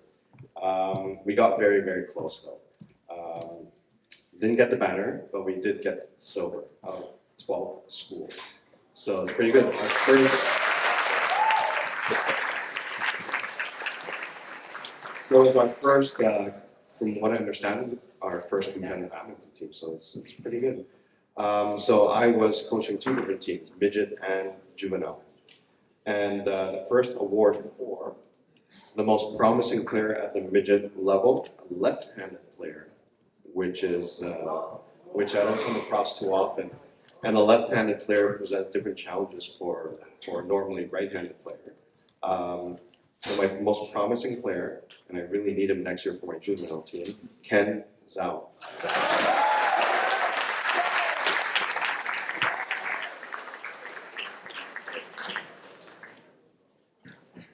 At the midget level, my most valuable player.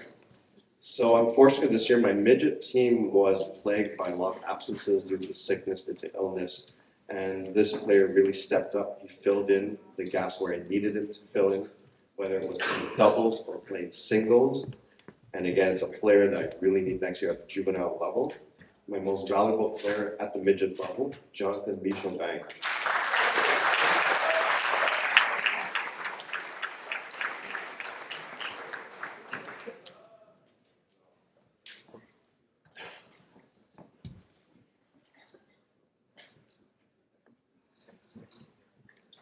All right, my juvenile. Okay, so it's my juvenile team that did bring home the silver medal. So it was a silver team medal. And as well as the individual regional championships out of 12 teams, they also brought home the silver medal in the individuals, singles, and they brought home a bronze medal in the doubles competition. First, I will start with my most promising player, one of my doubles players that did bring home that bronze medal.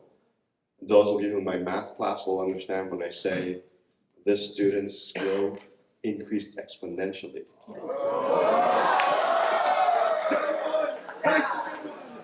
So my most promising player at the juvenile level, Louis Girard.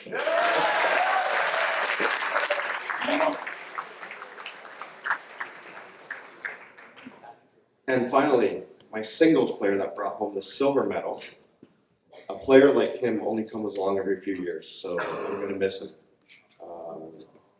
Yeah, and it's gotten to the point where I have a hard time beating him now.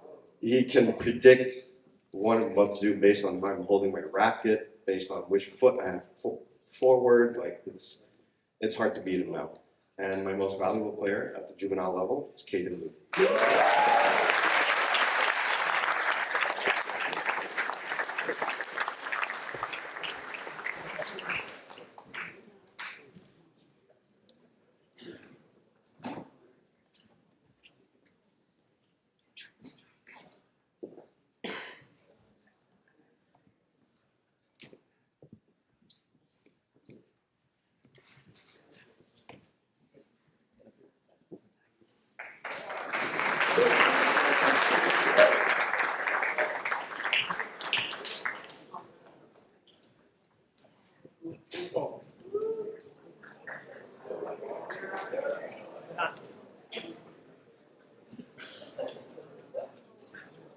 The GMA now has a baseball league, and we were happy to be in the league.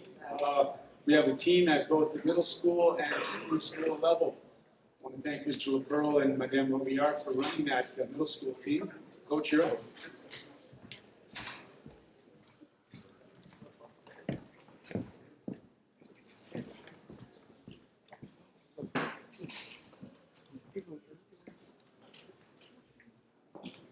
So first of all, we're 1-1. We still have 2 games left next week, depending on weather.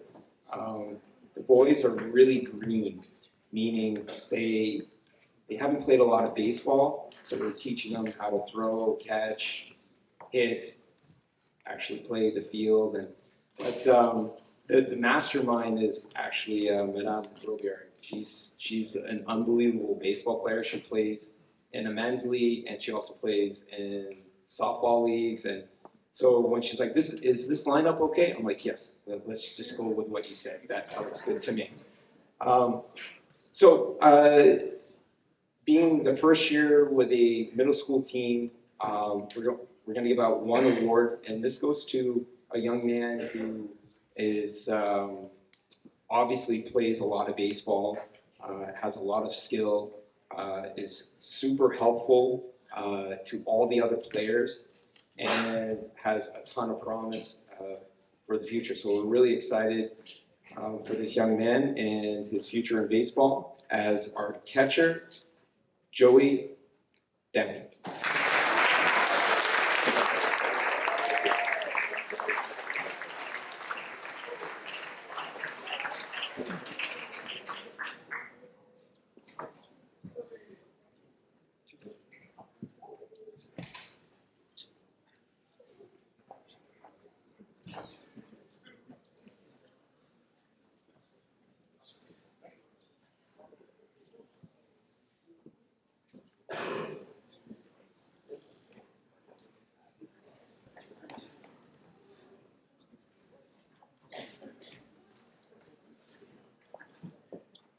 Juvenile baseball's been around a whole lot longer. Some of the old guys in the back remember Steve Mitchell, started baseball in 1995. I am far younger than Steve Mitchell, and I started coaching with him in 1996. What a pleasure. It's a wonderful way to finish the season. I promised Marty Boyle, because we've been on COVID for a few years, to explain what baseball is all about, because some of you may have forgotten. Baseball's perhaps a little bit more of a philosophy than a sport. We work hard on spitting, scratching, talking to each other, and every now and then we run just a little bit. All that to say, it really is a great way to finish the year. You go out when the weather's nice, and when it rains, we stay inside and let the rugby players play. Well, this year, oh my, I've been blessed with a team that might be, it's hard to compare for that many years, but it might be the best team we've ever had. It's certainly worth a debate.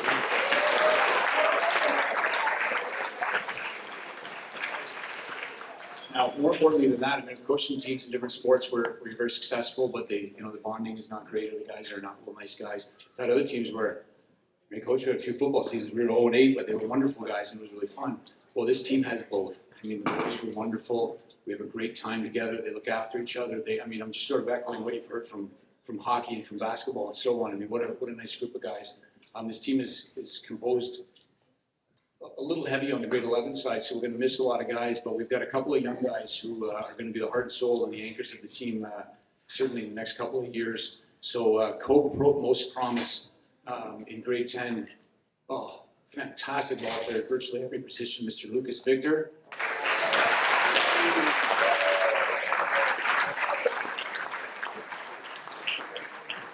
Because Lucas is trying to graduate next year and he's planning to. We got a grade 9. Man, he might be just as good as Lucas. He sits behind the plate for me all the time, Mr. Logan Feldman.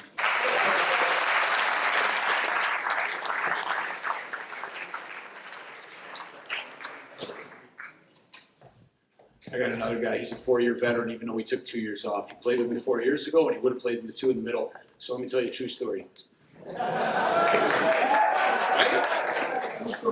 Ask your sons about my class.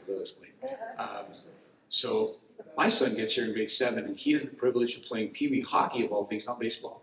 Pee Wee hockey with another goalie who's absolutely exceptional. They win the championship that year, and the team was exceptional, but Rami really stood on its head and made no doubt was a big reason why they won that. Now I taught Rami's older brother as well, so I know the family a little bit, and I would meet Dr. Sirhan and his wife in the ring sometimes when I was picking on my son, and they're waiting for Rami. And I think it was Dr. Sirhan. He says, I made some comment about hockey, and Rami's awesome and all that good stuff. And he says, yeah, but baseball's his best sport. And I said, I know a guy who coaches baseball. Let's go. His father wasn't lying. Rami is a tremendous, tremendous player. He's intense. He's very, very skilled. He brings the team along. He leads by example. In fact, he probably tries too hard. He's going to hurt himself. This year's most valuable, without a doubt, Rami Sirhan.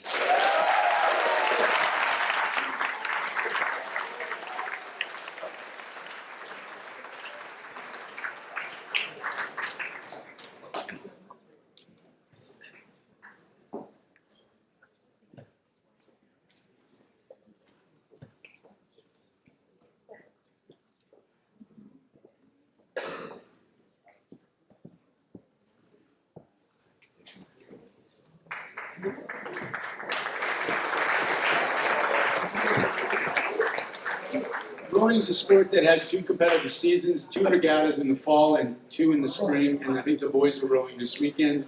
I'll cut to the chase. Best teammate on the rowing team, and I know he's not here, is Jack Salkowitz. Most dedicated rower is Phil Kaltak. And most improved rower, and I know he's here, and Coach has great praise for him. He's a strong, smooth athlete, Luca Kestenbeck.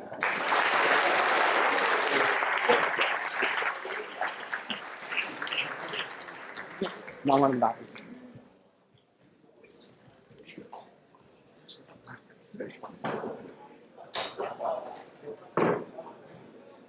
And the extension of dedication leadership, the co-winner of the Brad Moffat Crew Award, Benicio McCauley.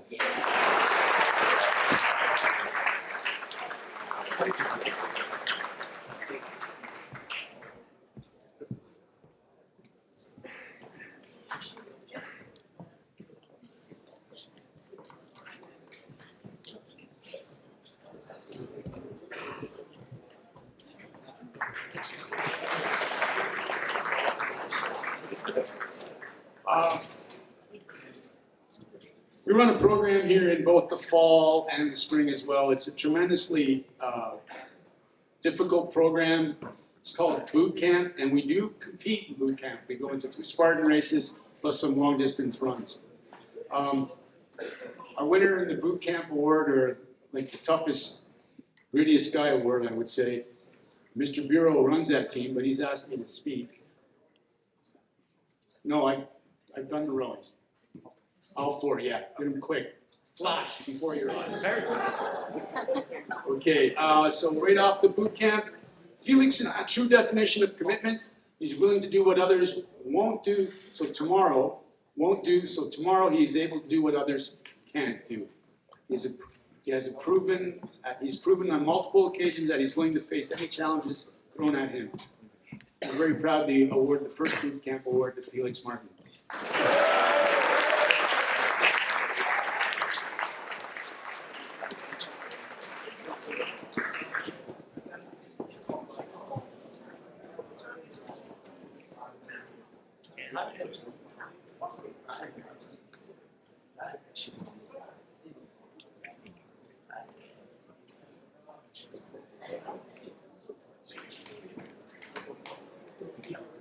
Rugby coaches, please come forward.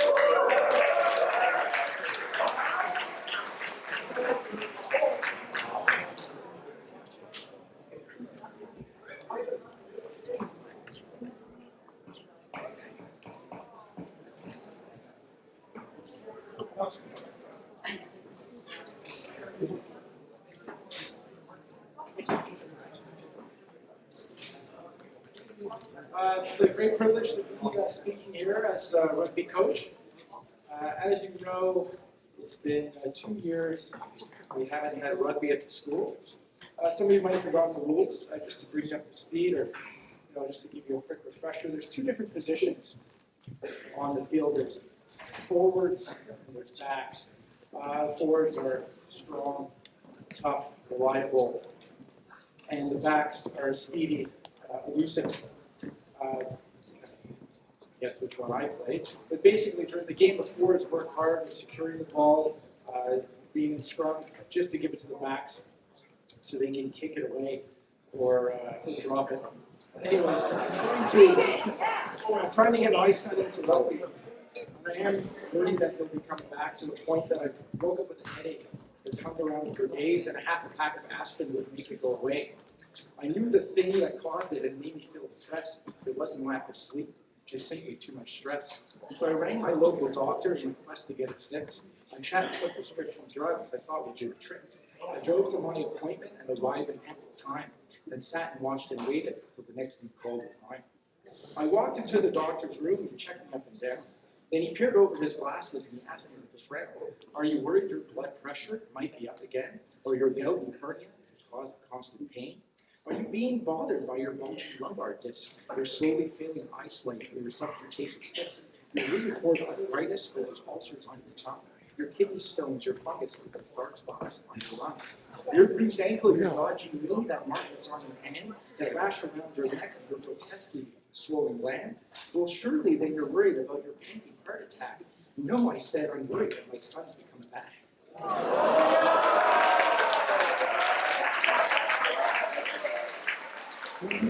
He's only short in stature and his arms are small. He cries when he gets injured and he cannot catch the ball.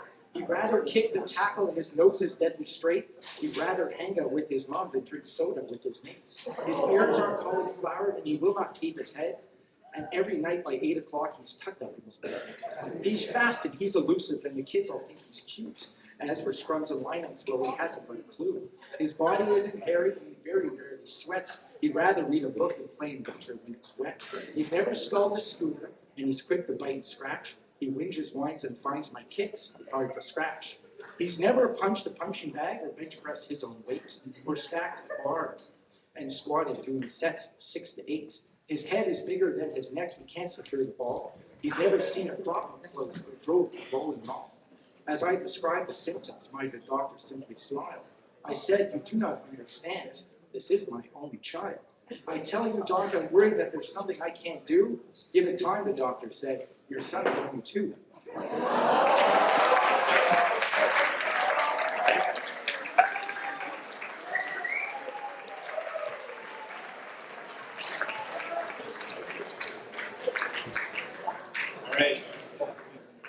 Most promise, our one and only award, goes to Eli Rassman.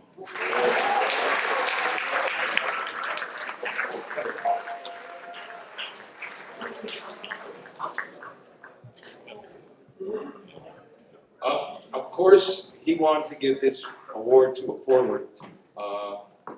We decided against that. It goes to a guy who's got considerable potential, lots of speed, Owen Asley.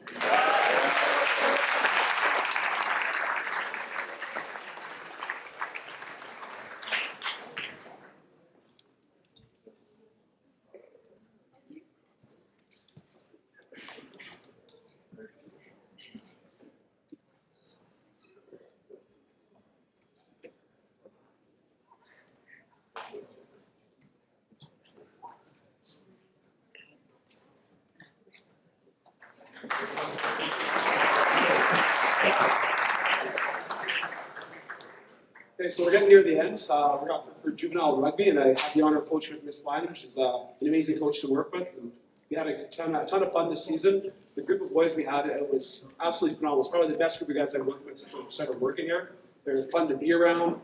They help each other out. They're positive. They're just a blast to coach. So we're going to introduce the first award. It's the Pete Govin Award, named after the legend, Pete Govin.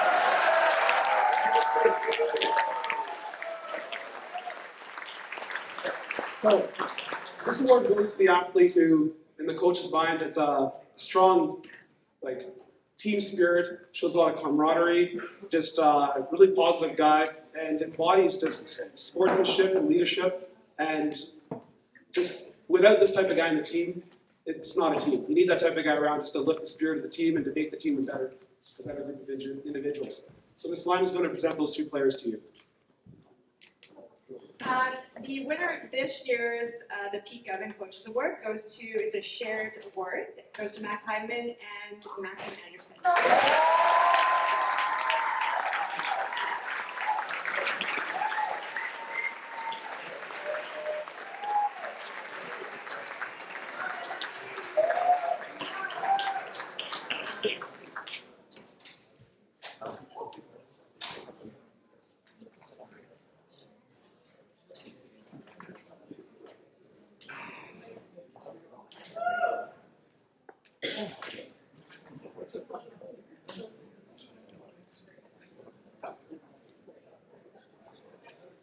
So I am a back, and I do attest to all of those things that Matt said. I would, amplify all of them, I think.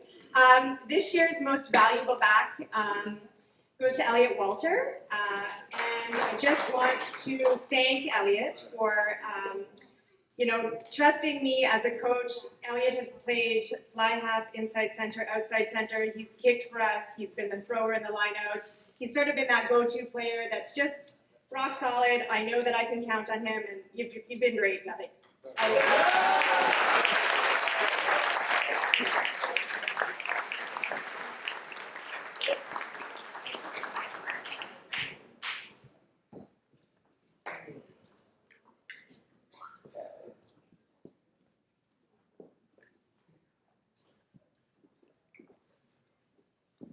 So it's Mr. Helderson. I am the forward. I'm the type of guy that likes to run people over and do the dirty work. So I had the pleasure of coaching the forwards this year, and there's two guys in the forwards that, without a question, when they're not on the field, I shouldn't say when they're on the field, because they're always on the field. We never take them off. There's two guys. One guy plays like there's no tomorrow. He just has no respect for his body whatsoever. He throws it around like a rag doll, and we love him for it. The other guy is a big, strong runner. You've seen him up here a few times tonight, and he attacks the line with so much speed and so much aggression, and just scores tries for us all the time. Those are Ben Yedid and Thomas Trediak.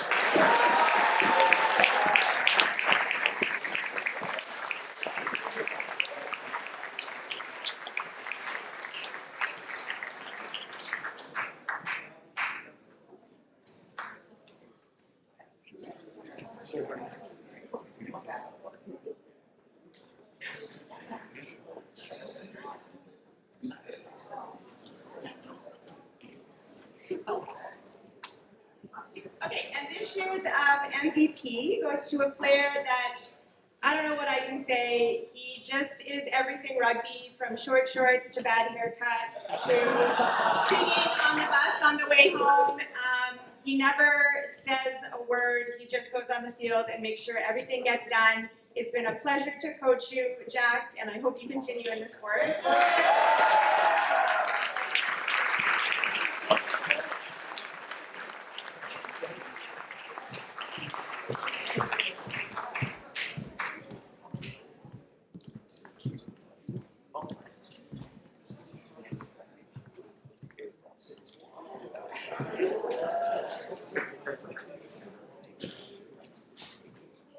Don't forget, tomorrow they have a big play-in game at Molson Stadium at 4 o'clock.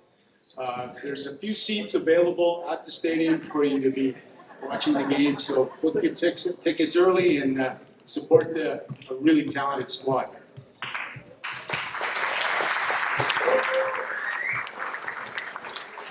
This concludes our 2022 Team Awards. Now we're going to the special part of our program, our Hall of Fame induction.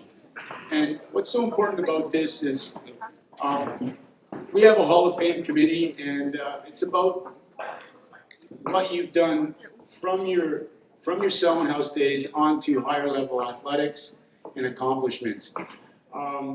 The Hall of Famers that you have met over the years have paved the way for what is a really first-class athletic program established by Rob Waring and Peter Gubbin.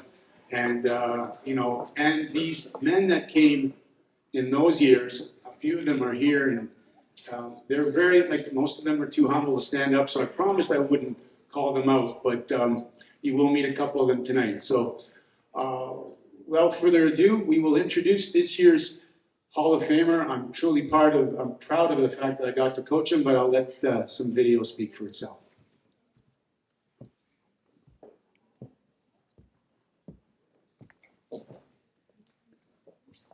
Good evening, everyone. My name is Mike Capodisi, and I'd like to congratulate my close friend Jason Sedillis on being the newest member inducted into the Selwyn House Hall of Fame. Jay was an incredible athlete growing up. He played rugby, football, and hockey for Selwyn, and excelled at all. He was the rugby player of the year in my graduating year, and we played on many teams together. I remember a trip that our soccer team at Mount Allison took to Halifax, and we played Dalhousie on the Friday, and then drove to Wolfville, Nova Scotia to play Canadian the next day. And that night, we were in the hotel room, all rallying around, probably having pizza and beer. What grabbed our attention was the TSN highlight of the night.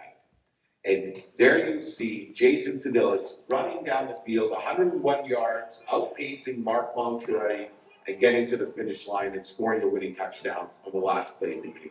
Incredible. Being the TSN highlight of the night, watching your friend run down the field from another province in Canada only tells us how good Canadian football can really be. And congratulations, Jason, on such an incredible play. But also, it was your will to get over the goal line that shows what an incredible athlete, willing to cross that threshold of pain to score for the team. Jay, you've always been a great team player and excelled at even single individual sports. I'm very proud of you today and happy for your selection into the Selwyn House Hall of Fame. I can't really say enough how well-deserving you are of this recognition. For those of you in attendance this evening, I've known Jason since we were young kids. We played tennis together, played hockey growing up, and we played football together for 4 years at McGill. And he remains one of my oldest and closest friends. Now, I've played a lot of sports and I've played with a lot of athletes, and there's no question that Jason, better known as Sal, is one of the best natural athletes that I've ever played with. He is a tremendous tennis player. He's a very reliable golfer, and he's an incredible skier. In fact, he was a junior club champion at the Mount Royal Tennis Club for multiple years, and he kept beating me in the finals. At Selwyn, he was a three-sport athlete. He played wide receiver, but he also served as our punter and kicker. He was a solid defenseman on the hockey team, and he was an explosive fly half on the rugby pitch. And he went on to play multiple sports at Appleby before coming to McGill. Sal was the kind of teammate that you wanted on your team. He wasn't the biggest or strongest player, but he was fast, agile, and incredibly reliable. He was always a calming presence in the dressing room or huddle. He never seemed to get too worked up about a situation, although I did witness a couple of bouts of anger on the tennis court. And he was a terrific teammate. We used to call him Social Sal because he made everybody around him feel so comfortable and part of the team. Sal's biggest tribute, though, I think, is that he was clutch. If you needed a third and long, he was the guy that you wanted to make that catch. If you needed to get the punt out of bounds on the rugby pitch or down the football field, he always came through when you needed to. And he was a game changer. You know, he would be able to change the status of a game with one play. And I'm sure you will all see the infamous catch and run play that he did to steal a victory away from Concordia in the playoffs. And I think today it remains the longest in history of McGill football. So Jay, it's been a real honor to say these words for you, and congratulations on your induction into the Southern Hills Athletics Hall of Fame.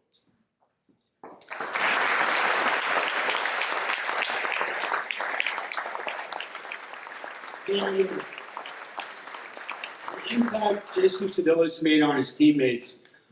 He's the only nominee in the now that has been inducted into the Hall of Fame that actually had three separate people, three separate occasions, put him up for induction. So that's a tribute to Jason's ability, but his character as a person. I'd like to call on the third person who nominated Jason for induction to come up and say a few words. Last year's inductee and Hall of Famer, Hagen Maynard. Please come forward.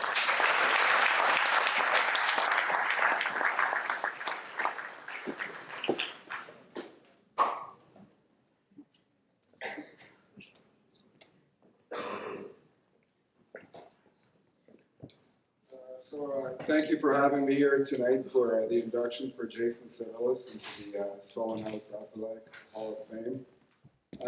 When we went through the exercise of 30 seconds of gratitude before, I immediately thought to my days at Sullivan House, getting to know Jason, Doug, quite a few people in the back, as well as the teachers that Mike mentioned, Rob Waring, Peter Govin, and Mike himself. And so my thoughts of gratitude were towards those three gentlemen, because what you guys now, the athletes here at Sullivan House, take for granted, we didn't have in the late 70s and early 80s. So what you really saw when these three gentlemen came onto the scene was that student athletes were getting developed and starting to get recruited to play at colleges and universities across Canada, because in the 1970s there were frankly zero. So now what you see is a product of what Mike has done. So I just want to publicly acknowledge Mike and thank him, as well as Peter and the late Rob Waring. So thank you.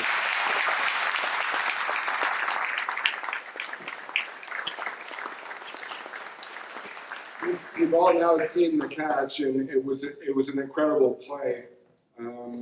What you haven't heard is that, Mike alluded to Mark Montroy. Well, Mark Montroy was a cornerback with San Diego Chargers. He played in the NFL for 6 years, and Jason beat him for 2 touchdowns on that day. I mean, the touchdown itself is incredible, but to beat somebody with NFL caliber speed who runs a 4.40 is unheard of. And I was there at the game, and I witnessed it live, and the feeling that you got was that the air was just sucked out of the stadium. People were stunned. It was an incredible event. I had goosebumps. I rarely get them. It was a thrilling moment. I think those 2 touchdowns, especially the catch, encapsulates perfectly who Jason was as an athlete and how he performs in life. He's a guy who never quits, and he always performs, and he's there for his friends, and he's the perfect guy to be inducted into the Sullivan House Hall of Fame. So Jason, please come up. Congratulations to the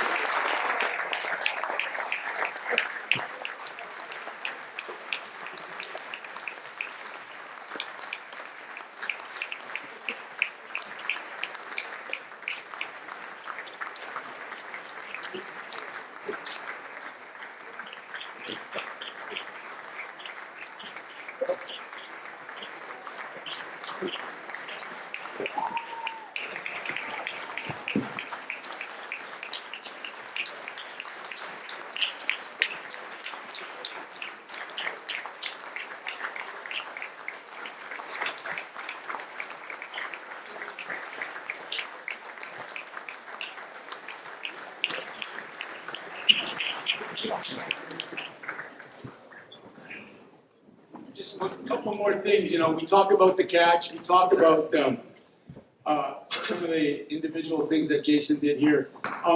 And I want to thank Hagen for his comments. When I started here, you know, maybe some of you know I'm a little bit passionate about football. And we developed, from Rob and Pete, we developed a culture of moving on in athletics. And you saw a picture there with Doug Noddy and Alistair Martin and Jason, but we have a bunch of guys here who all went on to get their degrees, accomplish great things in their lives, grow families, and did it all while playing at the next level. And I want to point that out to all of you guys here. You want to keep playing at the next level, you can do it. There's many people ahead of you who have done that and been successful in whatever endeavor they have pursued in life. So I want you to remember that your careers don't stop once you graduate. And I want to tell you, Jason, you know, went on to play at the next level, and these are the guys that make me look good. So I want to thank you and give you the floor. So thank you and congratulations, Jason.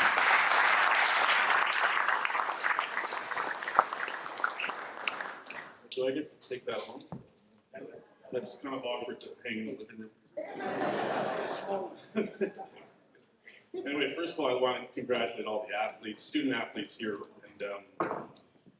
and all your accomplishments this year, and for proudly representing Selmas. I think most importantly, I hope you guys all had fun along the way. That's what it's really all about. What many of you may not realize is that your successes and accomplishments reflect on us all and make us all look good, so thank you. And to all you parents who spend countless hours sitting in all those practices and games, not to mention athletic banquets.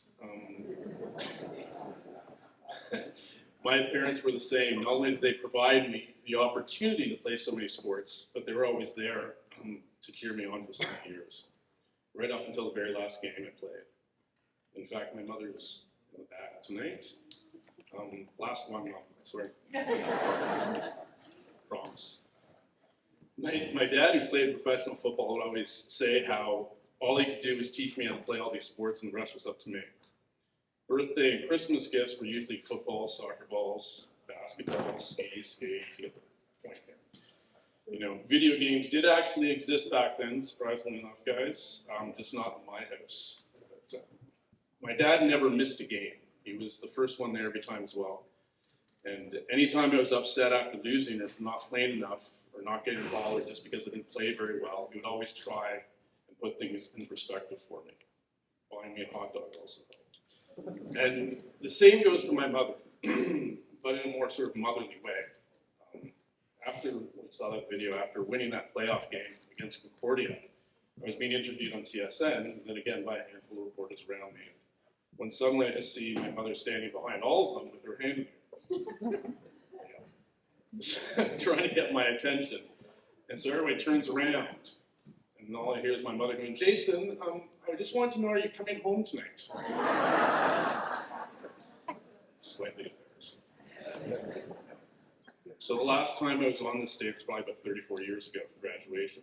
Mr. Waring, who was then the head of the senior school, would always say a little something about each student. I don't know if you guys still do that, but as we walked up to receive our diplomas, and it was a highlight of the prize giving ceremony, a great tradition, always entertaining. His comment for me, I sort of regret, was, "Jason's known for his big hands and slow feet." Just to give you an idea of how slow he was late 14 times in the last semester.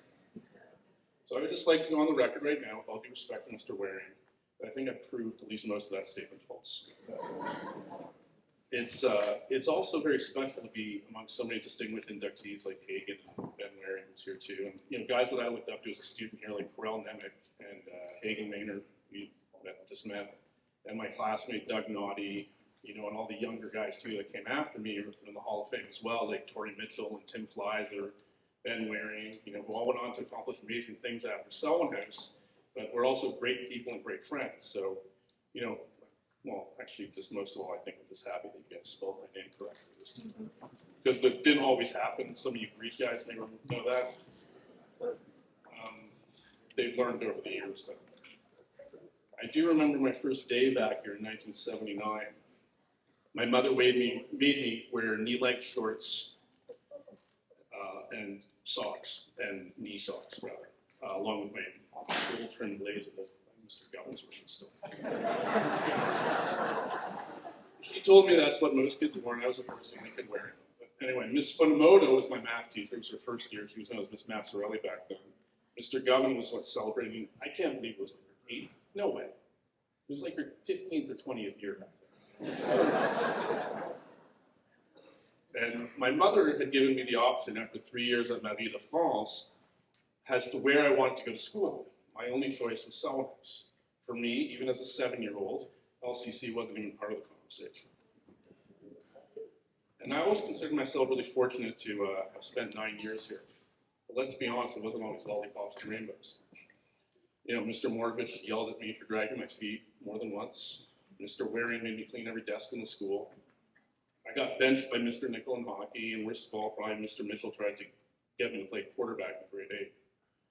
But they also had a huge impact on the person I, along with so many students before and after me, became. So let me just say thank you to all the teachers and coaches for not only giving us a first-class education, but preparing us to go out into the world and be successful. Trust me, guys, to the students, everything starts to make sense after you leave.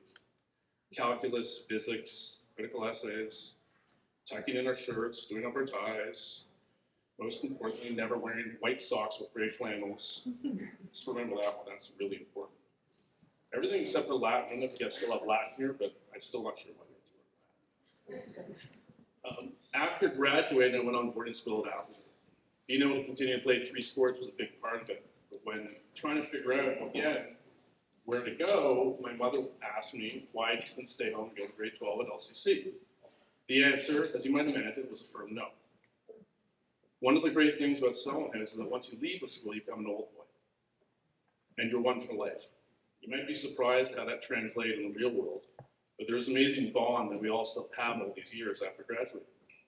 And despite having spent a good portion of my adult life living abroad, my closest friends are still the ones I met here over 35 years ago, which maybe just meant I could make friends.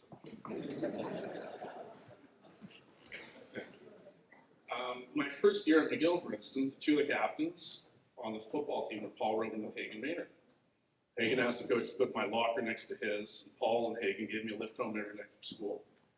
Needless to say, my life was a lot easier having those 2 watching over me. Then, of course, Doug Naughty got there the following year. It was pretty cool, as Doug said, to be able to play with the guy that was your buddy from Selwyn House since grade 7, and we basically played on every team together. Now Doug's an orthopedic surgeon, specializing in hip replacements, so I assume that will come in handy one day as well. Just not anytime soon. Although it would have been easy to just go to McGill and hang out with all my friends, my old friends rather. Playing on the football team forced me to broaden my horizons. Guys came from the farms of Alberta and Saskatchewan, small towns in the Maritimes, francophones who came from McGill to improve their English, from places like Saint-Jacques-de-Beauce and other areas of rural Quebec. So many guys with different backgrounds from across Canada who would probably have never, I would probably never met, but who came, but who would become lifelong friends because of football. The only, when I got to McGill, I was only 17. I pretty much thought everything, I'd be an instant star and I knew everything, blah, blah, blah. Things didn't really work out that way. I had a knee operation my first year. I barely played any games. I got injured and carried off the field on national TV in another year. I got injured again my last year and could barely run until a couple weeks before fall training camp. Basically, my point in telling you all this is that you don't always see what happens between the highlights. The path to success is rarely, if ever, a straight line. And just because you don't succeed at first or have a couple of obstacles along the way doesn't mean you should give up. Perseverance does really pay off, and success just may take a little longer sometimes. There's so much really that sports does teach us that you can go on about so many things like teamwork, sportsmanship, discipline, focus, humility, how to deal with pressure. As you saw in that video, never giving up no matter how much the odds are stacked against you. All these things translate over to what you encounter in everyday life in whatever field you go into.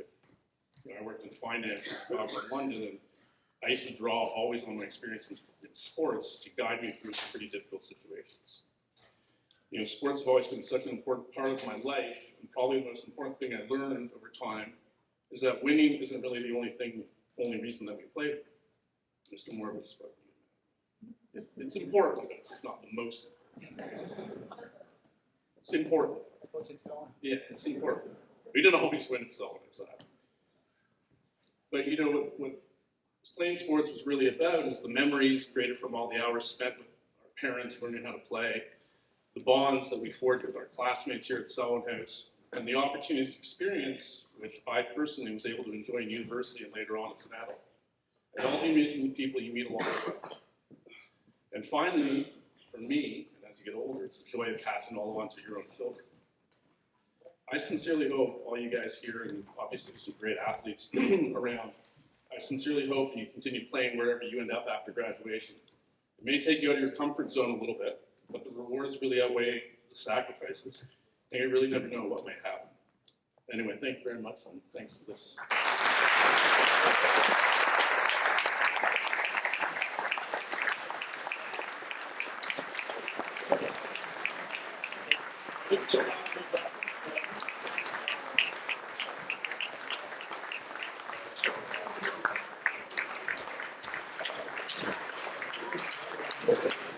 Jason's humility continues. His last year at McGill, McGill was the other wide receiver on McGill was nominated for the Heck Creighton Trophy, which is the most outstanding player in Canada.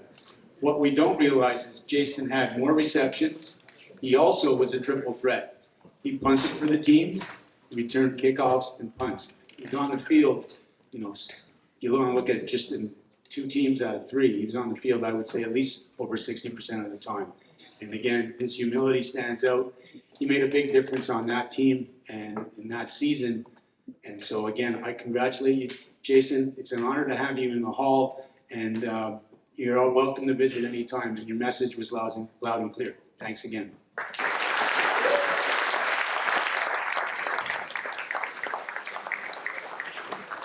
Jason alluded to the length of the athletic banquet, so let's keep things moving. We got a few things left, but I will tell you, the next award is the Comeback Award, and I'd like Sophie and Rihanna to come forward. You guys, when Jason played football, the offense, if an offensive man went down, I would go out and visit and see if he was okay, and if a defensive man would go down, Rob Waring would run out and visit, and we kept that tradition alive. Mr. Downey and I, when we coached, so like you would always, the opposite person on the field would go and coach. There were no therapists, there was no care, everything was a judgment call. We are so fortunate to have these 2 people with us in our program.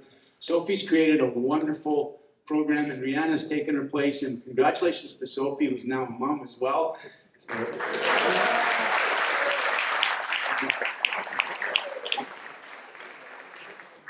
You guys are lucky, and please come forward, present the Comeback Award.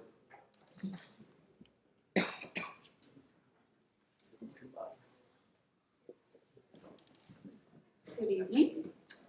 So the Comeback Award is an award that we give to someone that has had an injury and he's back. He made his way back to sports. This year we have 2 recipients. The first one is someone that got injured during his cadet football season in 2019. He ended up having a major concussion against Loyola, and it took a good 2-3 months to recover. The concussions may be the injury I hate the most because it is so unpredictable and it can vary between coming back fast or slow. This one took 2-3 months. We actually were on the side of the rink actually doing his rehab. So The first award goes to Nate Middle.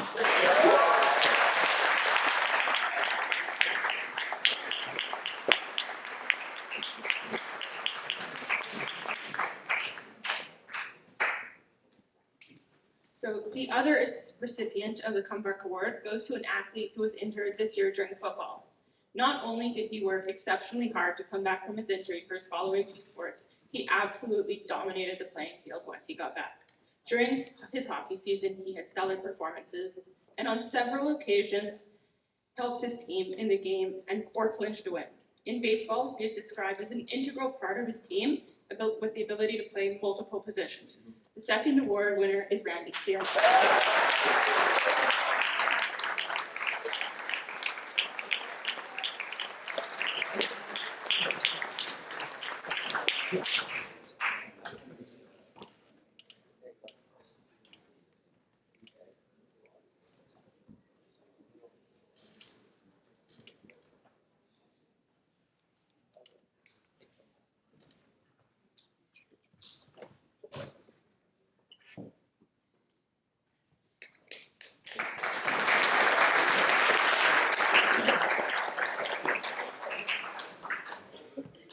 Selwyn House Athletics Department Award.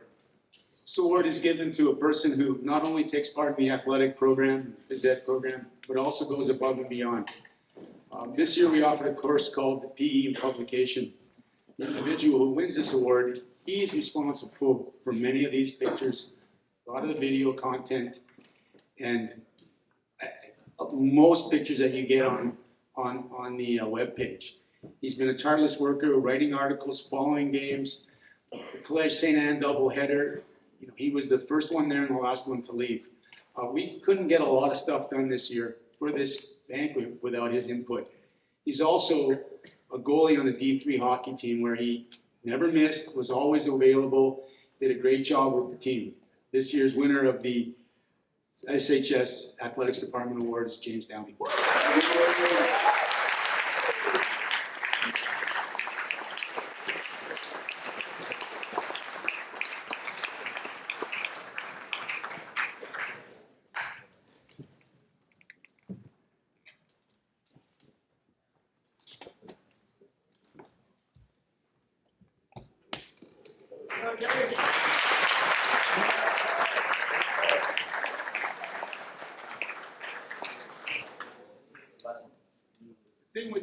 The thing with the PE and publication, whoever's in that class has to log 200 minutes a week of workouts and send them to me by Monday, or he will lose a few marks along the way. So well done, James. They've never missed a login as well.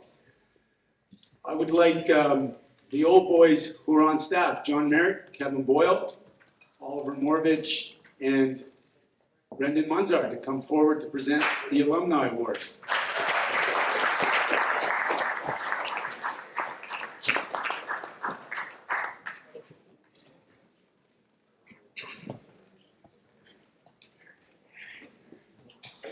Jason, your speech was a perfect introduction for this award. Talking about the bonding and the memories, it's true. When you see Hagen speaking so affectionately and respectfully towards Jason, it's real. Just last night, the four of us were here for our annual alumni basketball tournament. And the comfort and the respect, it's still there after all these years. It's a coincidence.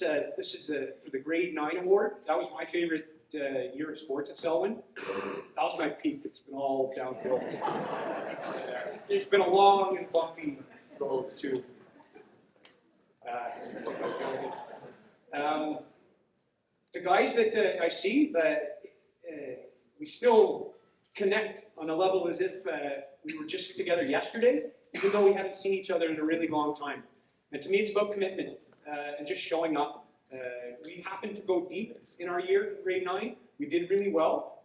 Interestingly here, Mr. Merritt, Mr. Munzar, in their year in grade 9 in midget basketball, they also went deep and won a championship. And Ollie, had you and Carl not moved up to juvenile, I think when I was coaching your team, I think we were going to win it that year too. But it's not just about the wins.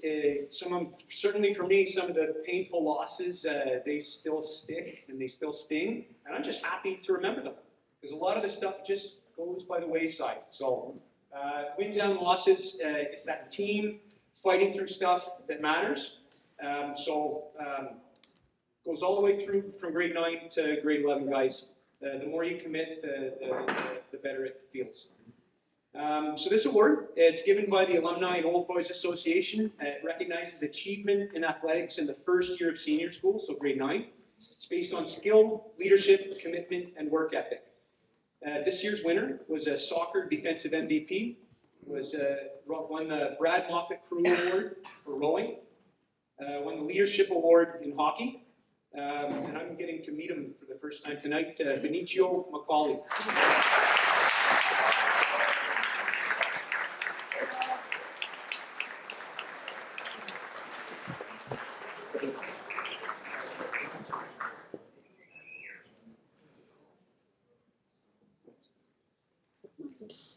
There is a bigger trophy with this award, except we couldn't hunt it down post-COVID. I think the guy still got it, so might be taking a ride over his house.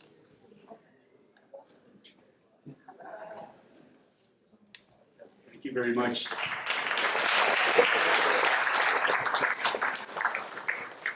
Could you stay up, please? Oliver and Matadona coach this team. Mr. Downey, would you come forward?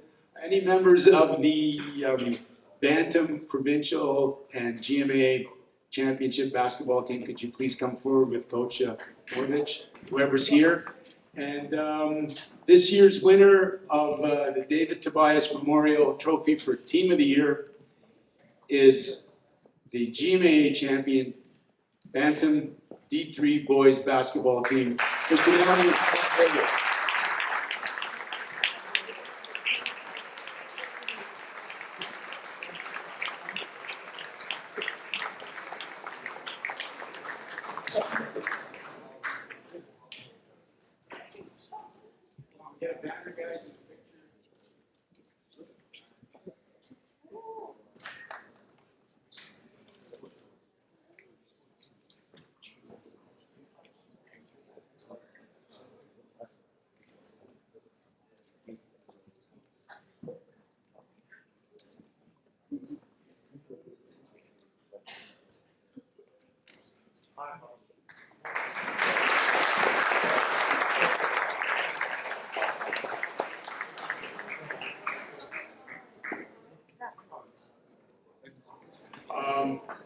couple things left.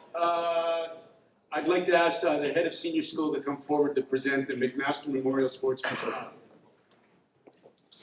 Thank you.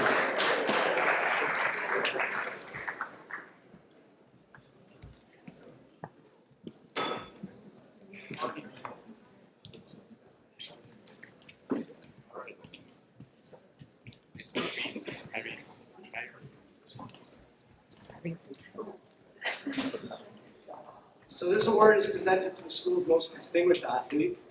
This year's recipient is a graduating student deemed by the athletic staff to demonstrate exemplary sportsmanship, leadership, skill, and enthusiasm throughout 3 terms of athletics. Our recipient of this award is also recognized today for the Bob Anderson Award for Best O-Lineman, MVP Senior Football, Defensive Most Valuable Player for D3 Varsity Basketball, Best Forward for Juvenile Rugby. It hasn't been said yet, he's amazing at juggling. This year's recipient.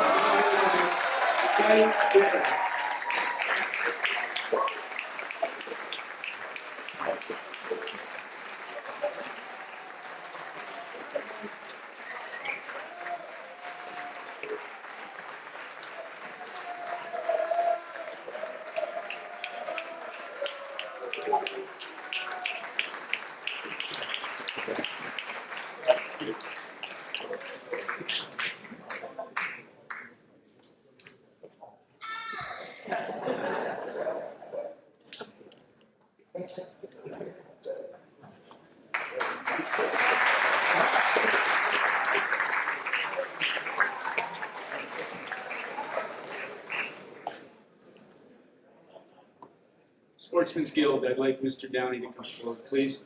I'd also like our Hall of Famers, Jason Sedillis and Hagen Maynard, to come forward to present the ties. Is Ben here as well? And Ben Murray. Ben.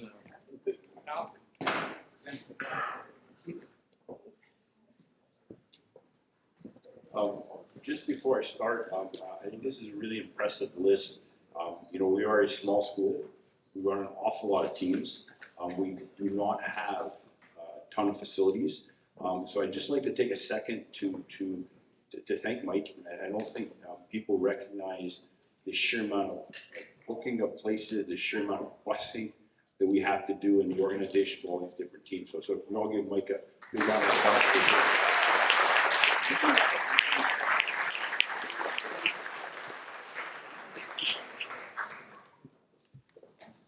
The Selwyn House Sportsmen's Guild is an honorary association established in 1976 for the purpose of extending recognition to individuals who have truly made outstanding contributions to the school's athletic program. Candidates for election to the Guild are to be considered on the basis of success in team involvement, ability, coachability, overall enthusiasm, effort, sportsmanship, and setting a good example. Nominees are selected based on a point system, which all student athletes in grade 9 through 11 are reviewed by their coach with regard to the aforementioned characteristics. Under normal circumstances, a candidate for election to the Guild must be a student in grade 10 or 11, although under truly exceptional circumstances, individuals from lower grades may be nominated. An individual may be re-elected from year to year, and each member of the Guild will have his name inscribed in the Guild's roll, will be entitled to wear the Guild's tie. The awards committee of the Guild consists of the Director of Athletics and the members of the Athletic Department. The Chairman of the Board, the Headmaster, the Head of Senior School, and Director of Athletics are all ex-officio members of the Athletic Department. I'm very proud and honored to read the list of this year's inductees. Will you please hold your applause to the end. This year's inductees into Sportsman's Guild are Jacob Arbiter. Hold your applause. You guys can come up as your name. Matthew Anderson, Mikhail Auerbach, Pablo Barada Mateus, James Brogan Provache, Cole Bonnell, Joseph Economakis, Sam Melkis, Vito Buzo, Max Heidemann, Jack McClernand, Ray Q, James Rosenblum, Chris Rossi, Rami Serhan, Boaz Sokajewski, I'm sorry, Boaz, Thomas Trechak, Elliot Walter, Jamie Wiseman, and Ben Yedid.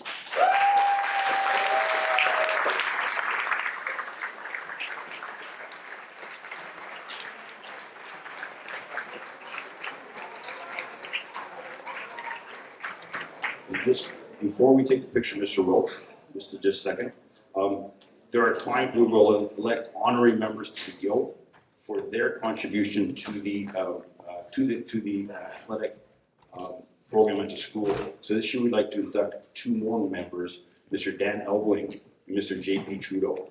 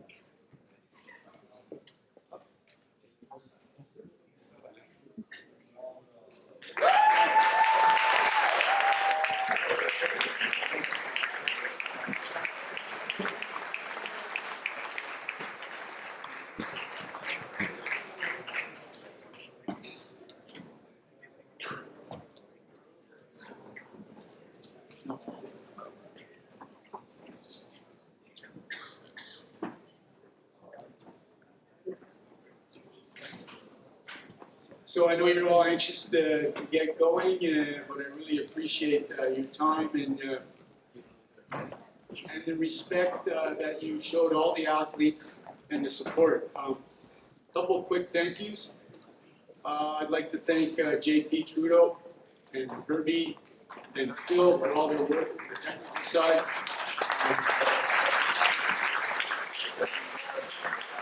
Can't remember that webpage stuff without JP, I'll tell you. I want to thank Kim O'Clair, who's now in the alumni office, who's had the front desk for the last couple of years, and now Jennifer Whitewick, who's taken over. I'd like to thank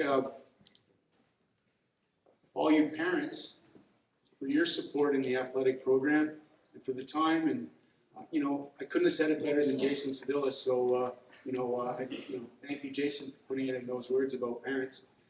I'd like to congratulate you, Jason, as the newest member of the Hall of Fame. Okay, I'd like to thank the teachers who support the athletic program, and more importantly, I'd like to thank this group of coaches, the expertise that they have. You guys do not recognize how much talent and coaching expertise you have in this teaching faculty. It is unbelievable. You do not get that at other places, and these coaches, teachers are phenomenal. So thank you very much.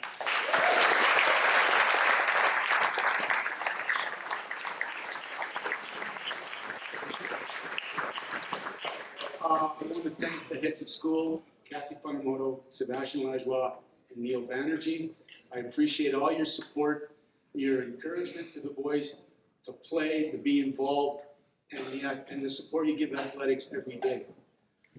I'd like to thank Mr. Mike Downey for his ongoing support, his leadership in the school, and his belief in athletics.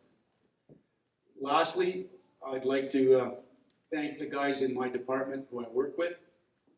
They are outstanding. A few of them aren't here tonight, but Chris LaPearl, Marty Boyle, Pete Govan, Matt Held, Anthony Luca, Matt Adonna, Jean Pruneau, Carl Benoit. I work with you guys every day. Tremendous. I want to wish all the graduates the best of luck to stay engaged and involved. I want to make sure that you guys try to go for your potential, but know one thing. If you ever need support, you can always come back and visit. We're here for you. That's the key. That's the motto here. And lastly, Richard Wills made a return. Richard, thank you for taking all these great pictures. Much appreciated. Have a great summer. Enjoy each other's company. Take care of yourselves. And be safe. But most of all, let's get back together. Let's continue staying fit. Let's continue being active. Let's enjoy our life in sports. And let's support each other. Have a great evening.